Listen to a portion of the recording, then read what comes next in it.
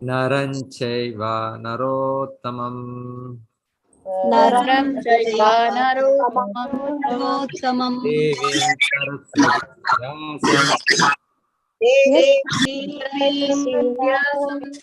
ततो जयम् उदीरयेत् ततो जयमुदीरयेत्। कष्टप्रायेषु अभद्रेषु नष्टप्रायेषु भद्रेषु नित्यं भागवत सेवया नित्यं भागवत सेवया भगवती उत्तमा श्लोके भगवती श्लोके भक्तिर्भवति नैष्ठिकी भक्तिर्भवति नैष्ठिकी। हरे हरे कृष्णा हरे कृष्णा कृष्णा कृष्णा हरे हरे कृष्णा कृष्णा हरे हरे हरे राम हरे राम हरे राम हरे राम राम राम हरे हरे राम राम हरे हरे। हरे कृष्णा हरे कृष्णा हरे कृष्णा हरे कृष्णा कृष्णा कृष्णा हरे हरे कृष्णा कृष्णा हरे हरे। हरे राम हरे राम हरे राम हरे राम राम राम हरे हरे राम राम हरे हरे। हरे कृष्णा हरे कृष्णा हरे कृष्णा हरे कृष्णा कृष्णा हरे हरे कृष्णा कृष्णा हरे हरे। हरे राम हरे राम हरे राम हरे राम हरे राम राम राम हरे हरे। राम राम राम हरे हरे। ಶ್ರೀಮದ್ ಭಾಗವತ 2ನೇ ಸ್ಕಂದದ 4ನೇ ಅಧ್ಯಾಯದ 3-4 ಶ್ಲೋಕ. ಪಪ್ರಚ್ಛ ಚೇಮಂ ಏವಾರ್ಥಂ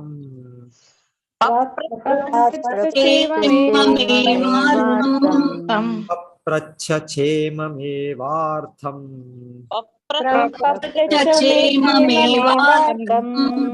ಯನ್ಮಾಂ ಪೃಚ್ಛತ ಸತ್ತಮಾಹ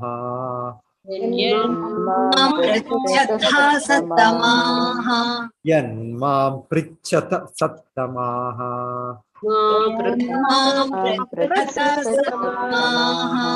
ಕೃಷ್ಣಾನುಭಾವ ಶ್ರವಣೇ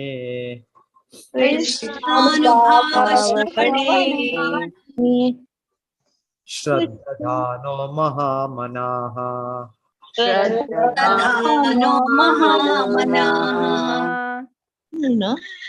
ಸಂಸ್ಥಾಂ ವಿಘ್ನಾಯ ಸನ್ಯಸ್ಯ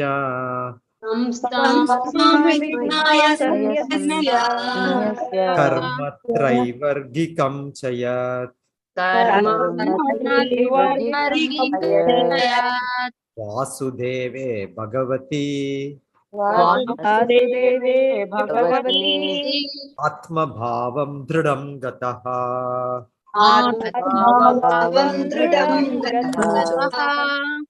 ಪ್ರಚ್ಚಾಚೇಮಂ ಏವಾರ್ಥಂ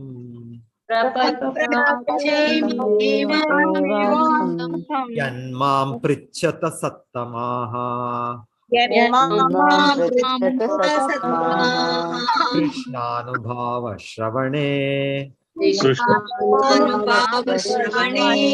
ಶ್ರದ್ಧಾನೋ ಮಹಾಮನಾಃ ತಾಂ ವಿಘ್ನಾಯ ಸನ್ಯಸ್ಯ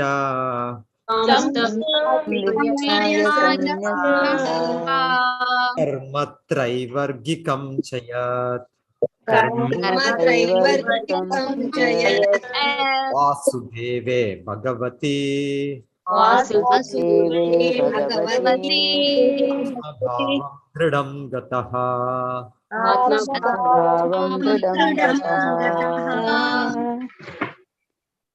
हरे कृष्णा। हरिणी माता जी होती ಹರಿಣಿ ಕಕ್ಕೇರಿ ಮಾತಾಜಿ. ಹಂಗೆ ಹಂಗೆ ಹಿಂಗೆ ಹಾ ಹರಿಣಿ ಕಕ್ಕೇರಿ ಮಾತಾಜಿ ಓದಿ. ಹರೇ ಕೃಷ್ಣ ಮಾತಾಜಿ. ಇದು ಸ್ಕ್ರೀನ್ ಬರ್ತಿಲ್ಲ ಬರ್ತಾ ಇದೆ ಮಾತಾಜಿ. ಮ್ಯೂಟ್ ಆಗಿದ್ರ ಮಾತಾಜಿ ನೀವು?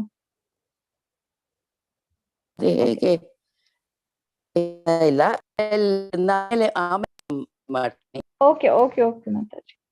ರೇಖಾ ಹರೇ ಎ ಕೃಷ್ಣ. ಮಾತಾಜಿ ಓದಿ. ರೇಖಾ ಎ ಮಾತಾಜಿ ಓದಿ. ಹರೇ ಕೃಷ್ಣ ಮಾತಾಜಿ.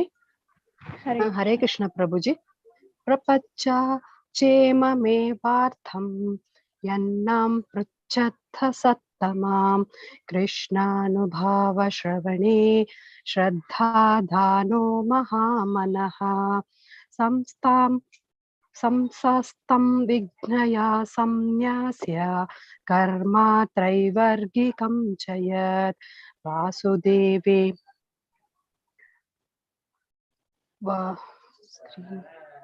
ವಾಸುದೇವೇ ಭಗವತಿ ಆತ್ಮಭಾವಂ ದೃಢಂ ಗತಃ. ಹರೇ ಕೃಷ್ಣ ಮಾತಾಜಿ. ಗೀತಾ ಎಂ ಹರೇ ಕೃಷ್ಣ ಮಾತಾಜಿ ಮಾತಾಜಿ. ಓದಿ. ಧನ್ಯವಾದಗಳು. ಧನ್ಯವಾದ. ಗೀತಾ ಎಂ ಮಾತಾಜಿ ಓದಿ. ಪ್ರಜೆ ಓದಿ ಹರೇ ಮಾತಾಜಿ. ಕೃಷ್ಣ ಗುರುಜಿ. ಪಪೃಚ್ಛತೆ ಮಾಮೇವಾರ್ಥಂ ಯನ್ಮಾಂ ಪೃಚ್ಛತ್ತ ಸತ್ತಮಾ ಕೃಷ್ಣಾನುಭಾವ ಶ್ರವಣೆ ಶ್ರದ್ಧಾದಾನೋ ಮಹಾಮನಃ ಸಂಸ್ಥಾಂ ವಿಘ್ನಾಯ ಸನ್ಯಸ್ಯ ಕರ್ಮ ತ್ರೈವರ್ಗಿಕಂ ಚ ಯತ್ ವಾಸುದೇವೇ ಭಗವತಿ ಆತ್ಮಭಾವಂ ದೃಢಂ ಗತಃ. ಹರೇ ಕೃಷ್ಣ ಮಾತಾಜಿ. ಹರೇ ಕೃಷ್ಣ ಮಾತಾಜಿ.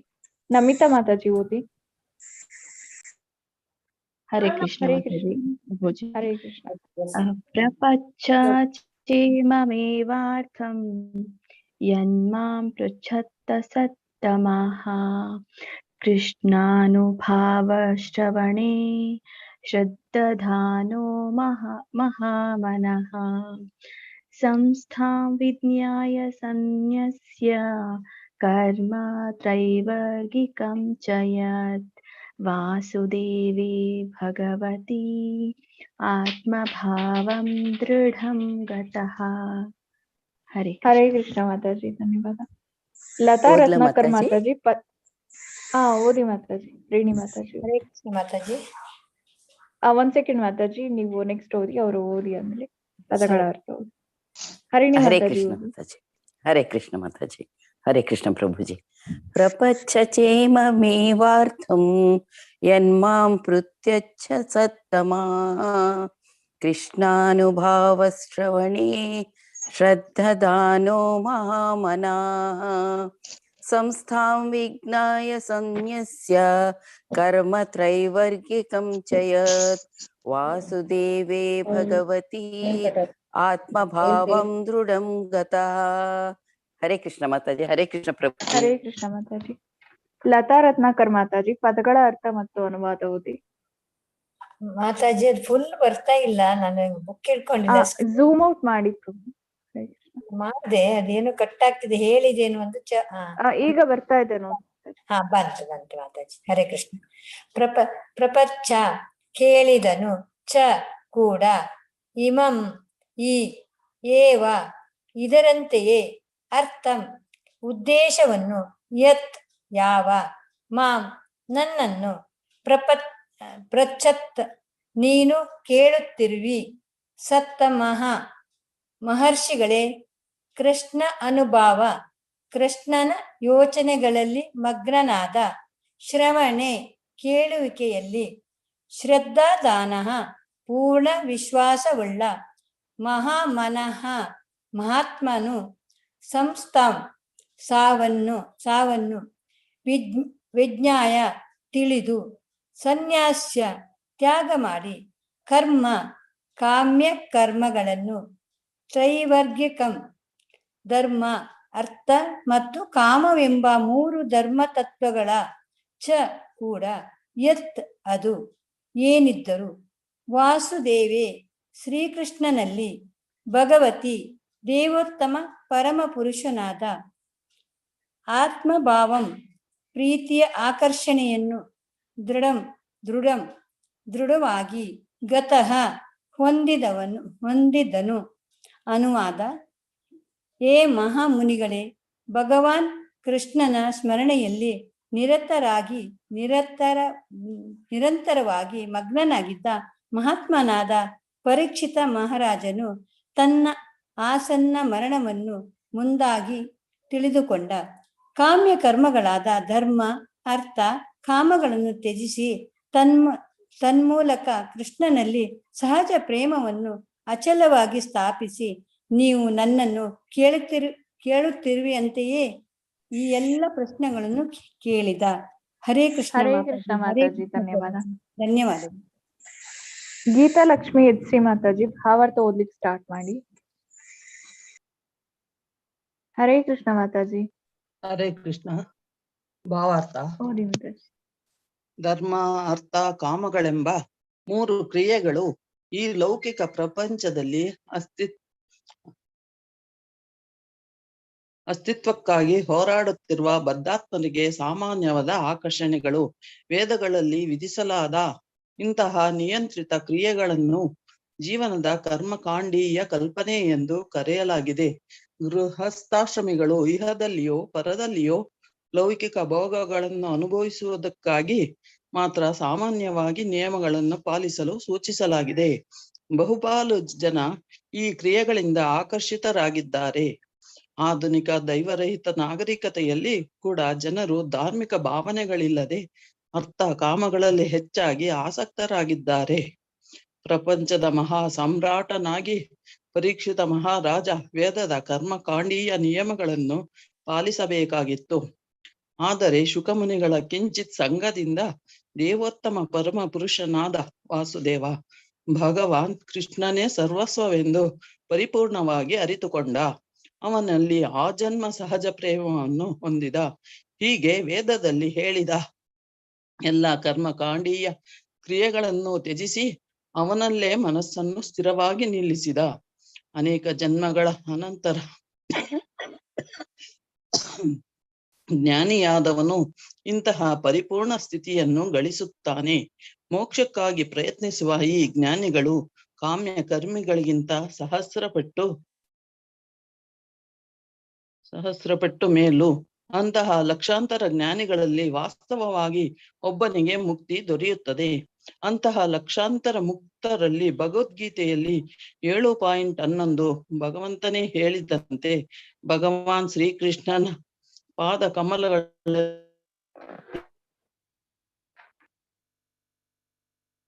ಹರೇ ಕೃಷ್ಣ ಮಾತಾಜಿ. ನಿಲ್ಲಿಸುವಂತಹವನು ಒಬ್ಬನು ಸಿಗುವುದು ಅಪರೂಪ. ಹರೇ ಕೃಷ್ಣ ಮಾತಾಜಿ. ಹರೇ ಕೃಷ್ಣ. ಹರೇ ಕೃಷ್ಣ. ಹರೇ ಕೃಷ್ಣ ಪ್ರಭುಜಿ ಮಾತಾಜಿ. ಗಾಯತ್ರಿ ಧನ್ಯವಾದಗಳು. ಮಾತಾಜಿ ಓದಿ. ಹರೇ ಹರೇ ಕೃಷ್ಣ ಕೃಷ್ಣ. ಮಾತಾಜಿ. ಓದಿ. ಪರೀಕ್ಷಿತ್ ಮಹಾರಾಜನಿಗೆ ಮಹಾಮನ ಎಂಬ ವಿಶೇಷ ಬಿರುದು ಇದರಿಂದ ಭಗವದ್ಗೀತೆಯಲ್ಲಿ ವಿವರಿಸಿದ ಮಹಾತ್ಮನ ಸ್ಥಾನಕ್ಕೆ ಸಮವಾಗಿ ಅವನನ್ನು ಇರಿಸಿದಂತಾಯಿತು. ಅನಂತರ ಕಾಲದಲ್ಲೂ ಇಂತಹ ಅನೇಕ ಮಹಾತ್ಮರು ಆಗಿ ಹೋಗಿದ್ದಾರೆ.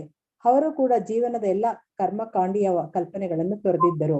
ದೇವೋತ್ತಮ ಪುರುಷನಾದ ಶ್ರೀಕೃಷ್ಣನು ಸಂಪೂರ್ಣವಾಗಿ ಆಶ್ರಯಿಸಿದ್ದರು. ಸ್ವಯಂ ಭಗವಾನ್ ಕೃಷ್ಣನೇ ಆದ ಚೈತನ್ಯ ಮಹಾಪ್ರಭುಗಳು ತಮ್ಮ ಶಿಷ್ಟಾಸ್ತ್ರದಲ್ಲಿ 8 ನಮಗೆ ಹೀಗೆ ಬೋಧಿಸಿದ್ದಾರೆ. ಅಶ್ಲೇಷ್ಯ ವಾ ಪಾದ ರಥಂ ಫಿನಿಷ್ಟು ಮಾಂ ಆದರ್ಶನಾನ ಮಮ ಹಂತಂ ಕರೋತೋ ವಾ ಯಥಾ ತದಾ ವಾ ವಿಧಿದಾತು ಲಂಪಟೋ ಮತ್ ಪ್ರಾಣನಾಥಸ್ಥ ಸ ಏವ ನಾಪರ. ಅನೇಕ ಶ್ರೀ ಭಕ್ತರ ಪ್ರೇಮಿಯಾದ ಭಗವಾನ್ ಶ್ರೀಕೃಷ್ಣ ಸಂಪೂರ್ಣ ಶರಣಾಗತ ದಾಸಿಯಾದ ಈ ನನ್ನನ್ನು ಅಲಂಕರಿಸಿಕೊಳ್ಳಬಹುದು ಅಥವಾ ನನ್ನ ಹೃದಯವನ್ನು ಭಗ್ನಗೊಳಿಸಬಹುದು. ಆದರೂ ಅವನು ನನ್ನ ಹೃದಯದ ಪರಸ್ಪರದ ಭಗವಂತನಿಗಿಂತ ಯಾವ ರೀತಿಯಲ್ಲೂ ಕಡಿಮೆ ಏನಿಲ್ಲ. ಶ್ರೀಲಾ ಹರೇ ಕೃಷ್ಣ ಮಾತಾಜಿ. ಹರೇ ಕೃಷ್ಣ. ಹರೇ ಕೃಷ್ಣ. ಓದಿ. ಹರೇ ಕೃಷ್ಣ ಮಾತಾಜಿ. ಸುಮತಿ ಭಟ್ ಮಾತಾಜಿ ಓದಿ.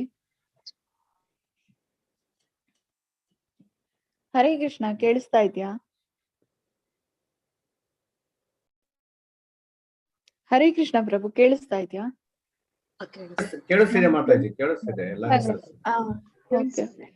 ಸುಮತಿ ಭಟ್ ರೂಪ ಮಾತಾಜಿ. ಗೋಸ್ವಾಮಿ ಅವರು ಹೀಗೆ ಹೇಳುತ್ತಾರೆ: ವಿರಚಯಿ ಮಯಿ ದಂಡಂ ದೀನಬಂಧೋ ದಯಾಮೀವ ಗತಿರಿಹನ ಭವಕ್ತಃ ಕಾಚಿತ್ ಅನ್ಯಮಾಮಸ್ತಿ ವಿಪತತು ಶತಕೋಟಿ ನಿರ್ಭರಂ ವಾ ನವಾಂಚ ತದಪಿ ಕಿಲ ಪಯೋದಃ ಸೂರ್ಯತಃ ಜಾತಕೇನ. ಹೇ ದೀನಬಂಧುವೆ, ನನಗೆ ಏನು ಬೇಕಾದರೂ ಮಾಡು, ಅನುಗ್ರಹವನ್ನಾದರೂ ಮಾಡು, ಇಲ್ಲವೇ ಶಿಕ್ಷೆಯನ್ನಾದರೂ ನೀಡು. ಆದರೆ ಭಗವಂತನೇ, ಈ ಪ್ರಪಂಚದಲ್ಲಿ ನನಗೆ ನಿನ್ನನ್ನು ಬಿಟ್ಟು ಬೇರೆ ಯಾರೂ ಇಲ್ಲ. ಮಳೆ ಕರೆಯಲಿ ಅಥವಾ ಸಿಡಿಲು ಬಡಿಯಲಿ, ಜಾತಕ ಪಕ್ಷಿಯು ಸದಾ ಮೋಡಗಳಿಗಾಗಿ ಮೊರೆ ಇಡುತ್ತದೆ. ಚೈತನ್ಯ ಮಹಾಪ್ರಭುಗಳ ಹಿರಿಯ ಗುರುಗಳಾಗಿದ್ದ ಶ್ರೀಲ ಮಾಧವೇಂದ್ರ ಪೂರಿಯವರು ಎಲ್ಲ ಕರ್ಮಕಾಂಡೀಯ ಬಂಧುಗಳನ್ನು ತ್ಯಜಿಸಿ ಹೇಳಿದ್ದೇನೆಂದರೆ: ಸಂಧ್ಯಾವಂದನ ಭದ್ರಂ ಅಸ್ತು ಭವತೋ ಭೋ ಸ್ನಾನಂ ತುಭ್ಯಂ ನಮೋ ಭೋ ದೇವ ಪಿತರಶ್ಚ ತರ್ಪಣ ವಿಧೌ ನಾಹೋ ಕ್ಷಮ ಕ್ಷಮ ಯತ್ರ ಕ್ವಾಪಿ ನಿಷದ್ಯ ಯಾದವ ಕುಲೋತ್ತಮಸ್ಯ ಕಂಸದ್ವೀಪಃ ಸ್ಮಾರ ಸ್ಮಾರಂ ಅಹಂ ಹರಾಮಿ ತದ್ ಅಲಂ ಮನ್ಯೇ ಕಿಂ ಅನ್ಯೇನ ಮೇ. ಹರೇ ಕೃಷ್ಣ ಮಾತಾಜಿ. ಹರೇ ಕೃಷ್ಣ ಮಾತಾಜಿ, ಥ್ಯಾಂಕ್ ಅಷ್ಟು ಯು. ಓದ್ತೀರಾ? ಹರೇ ಕೃಷ್ಣ ಅಷ್ಟು ಪ್ಯಾರ ಓದ್ತೀರಾ? ಅರ್ಥ ಓದ್ಬಿಡ್ಲಾ? ಅದು ಓದ್ಬಿಡಿ. ಹೇ ಸಂಧ್ಯಾವಂದನೆಯೇ, ನಿನಗೆ ಸನ್ಮಂಗಳವಾಗಲಿ. ಹೇ ಪ್ರಾತಃ ಕಾಲದ ಸ್ನಾನವೇ, ನಿನಗೆ ನಮಸ್ಕಾರ. ಹೇ ದೇವತೆಗಳೇ, ಪಿತೃಗಳೇ, ದಯವಿಟ್ಟು ನನ್ನನ್ನು ಕ್ಷಮಿಸಿ. ನಿಮ್ಮ ತುಷ್ಟಿಗಾಗಿ ಇನ್ನು ಮೇಲೆ ನಾನು ಯಾವ ಆಕರ್ಷಣೆಯನ್ನು ಮಾಡಲಾರೆ. ನಾನು ಎಲ್ಲಿಯೇ ಇರಲಿ, ಯಾವ ಸ್ಥಳದಲ್ಲಿಯೇ ಇರಲಿ, ಯದುವಂಶದ ಮಹಾನುಭಾವನನ್ನು, ಕಂಸನ ಮಹಾಶತ್ರುವನ್ನು, ಭಗವಾನ್ ಕೃಷ್ಣನನ್ನು ಕೇವಲ ಸ್ಮರಿಸುವ ಮಾತ್ರದಿಂದಲೇ ಸಕಲ ಪಾಪ ಪ್ರತಿಫಲಗಳಿಂದ ಮುಕ್ತನಾಗಲು ತೀರ್ಮಾನಿಸಿದ್ದೇನೆ. ಇಷ್ಟು ನನಗೆ ಸಾಕು ನನ್ನ ಅನಿಸಿಕೆ. ಇನ್ನೂ ಹೆಚ್ಚಿನ ಪ್ರಯತ್ನಗಳಿಂದ ಏನು ಪ್ರಯೋಜನ? ಹರೇ ಕೃಷ್ಣ ಮಾತಾಜಿ. ಹರೇ ಕೃಷ್ಣ ಮಾತಾಜಿ, ಧನ್ಯವಾದ. ತುಂಬಾ ಚೆನ್ನಾಗಿತ್ತು. ಮಂಜುಳಾ ಅದೇ ಹೇಳ್ಸಿದ್ರಿ. ಮಂಜುಳಾ ಸುರೇಶ್ ಮಾತಾಜಿ ಓದಿ. ಮುಗ್ಧಂ ಮುಗ್ಧಂ ಮುಗ್ಧಂ ಮಾಂ ವಿಗತ್ತಂತು ನೀತಿ ನಿಪುಣಾ ಭ್ರಾಂತಂ ಮುಹುರ್ವೈದಿಕಾಃ ಮಂದಂ ಬಾಂಧವ ಸಂಚಯ ಜಡಧಿಯಂ ಮುಕ್ತಾದರಃ ಸೋದರಃ ಉನ್ಮತ್ತಂ ದನಿನೋ ವಿವೇಕ ಚತುರಾಃ ಕಾಮಂ ಮಹಾ ದಾಂಬಿಕಂ ಮೋಕ್ಷಂ ನ ಶಾಮತೆ ಮನಗ್ ಅಭಿಮನೋ ಗೋವಿಂದ ಪಾದ ಸ್ಪೃಹಾಂ. ಅತಿ ನೀತಿವಂತನು ನನ್ನನ್ನು ಮಾಯೆ ಒಳಗಾದವನೆಂದು ಆಪಾದಿಸಲಿ, ನಾನು ಗಮನಿಸುವುದಿಲ್ಲ. ವೈದಿಕ ಕರ್ಮ ವಿಷಾದರರು ನನ್ನನ್ನು ದಾರಿ ತಪ್ಪಿದವನೆಂದು ಅಳಿಯಲಿ. ಬಂಧು ಮಿತ್ರರು ನನ್ನನ್ನು ಹತಾಶನೆಂದು ಕರೆಯಲಿ. ಸೋದರರು ನನ್ನನ್ನು ಮೂರ್ಖನೆಂದು ಕರೆಯಲಿ. ಶ್ರೀಮಂತ ಡಾಂಬಿಕರು ನನ್ನನ್ನು ಹುಚ್ಚನೆಂದು ಬೆರಳು ಮಾಡಿ ತೋರಿಸಲಿ. ವಿದ್ವಾಂಸರಾದ ತತ್ವಶಾಸ್ತ್ರಜ್ಞರು ನಾನು ಗರ್ವಿಷ್ಠನೆಂದು ಹೇಳಲಿ. ಆದರೆ ನಾನು ಸಮರ್ಥನಲ್ಲದಿದ್ದರೂ ಕೂಡ ಗೋವಿಂದನ ಪಾದ ಕಮಲಗಳಿಗೆ ಸೇವೆ ಸಲ್ಲಿಸುವ ದೃಢ ನಿರ್ಧಾರದಿಂದ ನನ್ನ ಮನಸ್ಸು ಕಿಂಚತ್ತೂ ವಿಚಲಿತವಾಗುವುದಿಲ್ಲ. ಪ್ರಹ್ಲಾದ ಮಹಾರಾಜರು ಕೂಡ ಹೀಗೆ ನುಡಿದಿದ್ದಾರೆ: ಧರ್ಮಾರ್ಥ ಕಾಮ ಇತಿ ಯೋ ಬಿಹಿತ ಸ್ತ್ರೀವರ್ಗಃ ಈಕ್ಷತಾಯಿ ನಯ ಧಮೋ ವಿವಿಧ ಚ ವಾರ್ತಾ ಮನ್ಯೇ ತದ್ ಏತತ್ ಅಖಿಲಂ ನಿಗಮಸ್ಯ ಸತ್ಯಂ ಸ್ವತ್ ಅರ್ಪಣಂ ಸ್ವರುದಃ ಪರಮಸ್ಯ ಪುಂಸಃ. ಧರ್ಮ, ಅರ್ಥ, ಕಾಮಗಳು ಮೋಕ್ಷ ಮಾರ್ಗವನ್ನು ಪಡೆಯುವ 3 ಸಾಧನಗಳೆಂದು ಪ್ರಸಿದ್ಧವಾಗಿವೆ. ಇವುಗಳಲ್ಲಿ ಮುಖ್ಯವಾಗಿ ಈಕ್ಷತಾಯಿ ಎಂದರೆ ಆತ್ಮಜ್ಞಾನ, ಕಾಮ್ಯ, ಕರ್ಮಜ್ಞಾನ, ತರ್ಕ, ರಾಜಕೀಯ, ಅರ್ಥಶಾಸ್ತ್ರಗಳು ಮತ್ತು ವಿವಿಧ ಜೀವನ ಸಾಧನಗಳು. ಇವೆಲ್ಲವೂ ವೈದಿಕ ವಿದ್ಯೆಯ ವಿವಿಧ ವಿಷಯಗಳು.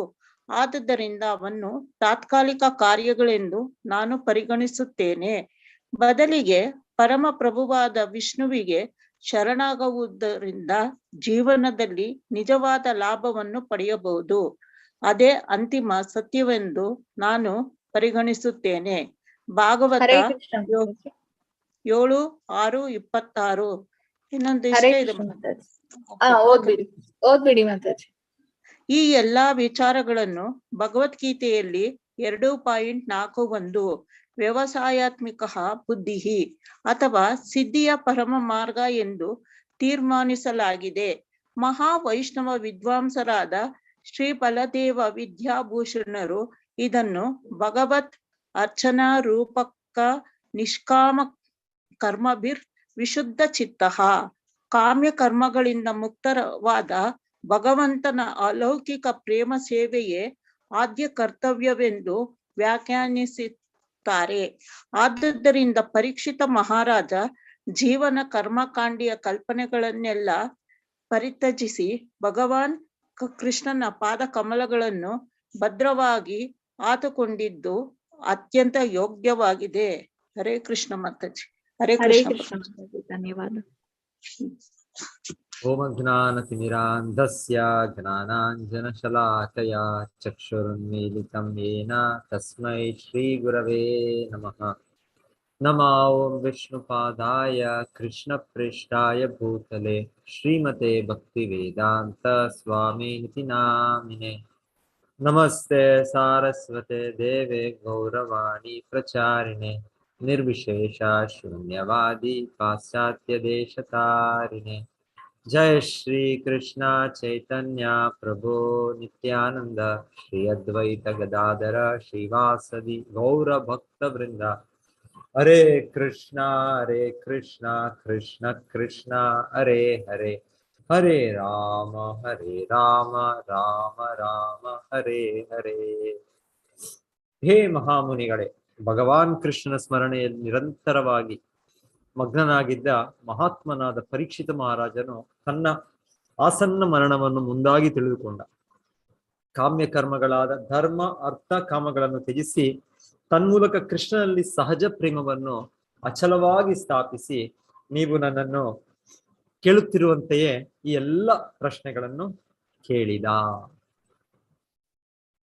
ಸುತ ಗೋಸ್ವಾಮಿ ಹೇಳ್ತಾ ಇದ್ದಾರೆ, ಪರೀಕ್ಷಿತ್ ಮಹಾರಾಜರು ಅವರಿಗೆ 7 ದಿವಸದಲ್ಲಿ ಮರಣ ಅಂತ ಗೊತ್ತಾದ ತಕ್ಷಣವೇ ಅವರು ಇನ್ನೇನೊಂದು ಅವರೊಂದು ಪ್ಲಾನ್, ಅದು ಮಾಡಬೇಕು, ಇದು ಮಾಡಬೇಕು, ಈ ಕರ್ತವ್ಯಗಳಿದೆ, ಆ ಕರ್ತವ್ಯಗಳಿದೆ.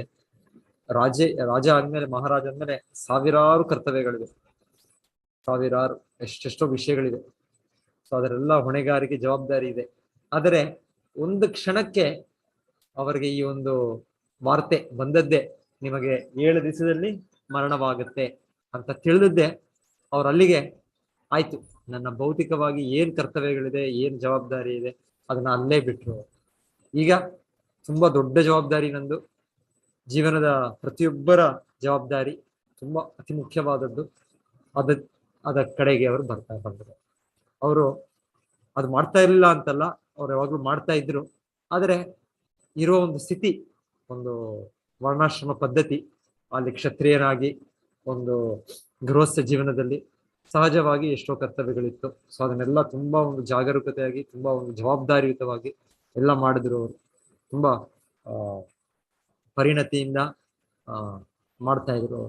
ಎಲ್ಲ ಅವ್ರು ಹೇಳ್ತಾರೆ, ಹೇಗೆ ಯುಧಿಷ್ಠಿರ ಮಹಾರಾಜರು ಆಳ್ವಿಕೆ ಮಾಡ್ತಾ ಇದ್ರು ಅದೇ ರೀತಿಯಲ್ಲಿ ಇವ್ರು ಮಾಡ್ತಾರೆ. ಇವ್ರು ಕೂಡ ರಾಜರ್ಷಿಗಳಂದ್ರೆ ಅವರು ಎಲ್ಲ ಪ್ರಜೆಗಳಿಗೆ ಒಂದು ತಂದೆ ಇರೋ ರೀತಿಯಲ್ಲಿ, ತಂದೆ ತಾಯಿ ಮನೆಯಲ್ಲಿ ಹೇಗಿರ್ತಾರೆ, ಮಕ್ಕಳನ್ನ ಅಷ್ಟು ರಕ್ಷಣೆ ಮಾಡ್ತಾರೆ, ಅವರ ಪ್ರತಿಯೊಂದು ಕೂಡ ಅವರ ಹಿತಕ್ಕೋಸ್ಕರ ಮಾಡ್ತಾರೆ. ಸೊ ಹಿಂದೆ ರಾಜರಾದವರು, ಮಹಾರಾಜರಾದವರು ಭಗವಂತನ ಪ್ರತಿನಿಧಿಸಿ ಅವರ ಪ್ರಜೆಗಳನ್ನು ಮಕ್ಕಳಾಗಿ ಅವರು ನೋಡ್ಕೊಳ್ತಾರೆ. ಅವರ ಯಾವ ಒಂದು ಕಷ್ಟವೂ ಇಲ್ಲ. ಅವರು ಯಾವ ಒಂದು ಹೇಳ್ತಾರೆ, ಯುಧಿಷ್ಠಿರ ಮಹಾರಾಜರ ಕಾಲದಲ್ಲಿ ಅತಿ ಬಿಸಿಲು ಇಲ್ಲ, ಅತಿ ಮಳೆ ಇಲ್ಲ, ಎಲ್ಲವೂ ಕೂಡ ಎಷ್ಟು ಬೇಕೋ ಅಷ್ಟು ಸೂಕ್ತವಾಗಿ. ಒಂದು ಬಿಸಿಲು ನಮ್ಗೆ ಬೇಕು, ಒಂದು 25, 28, 30 ಡಿಗ್ರಿ ಅಷ್ಟೇ ಸಾಕು.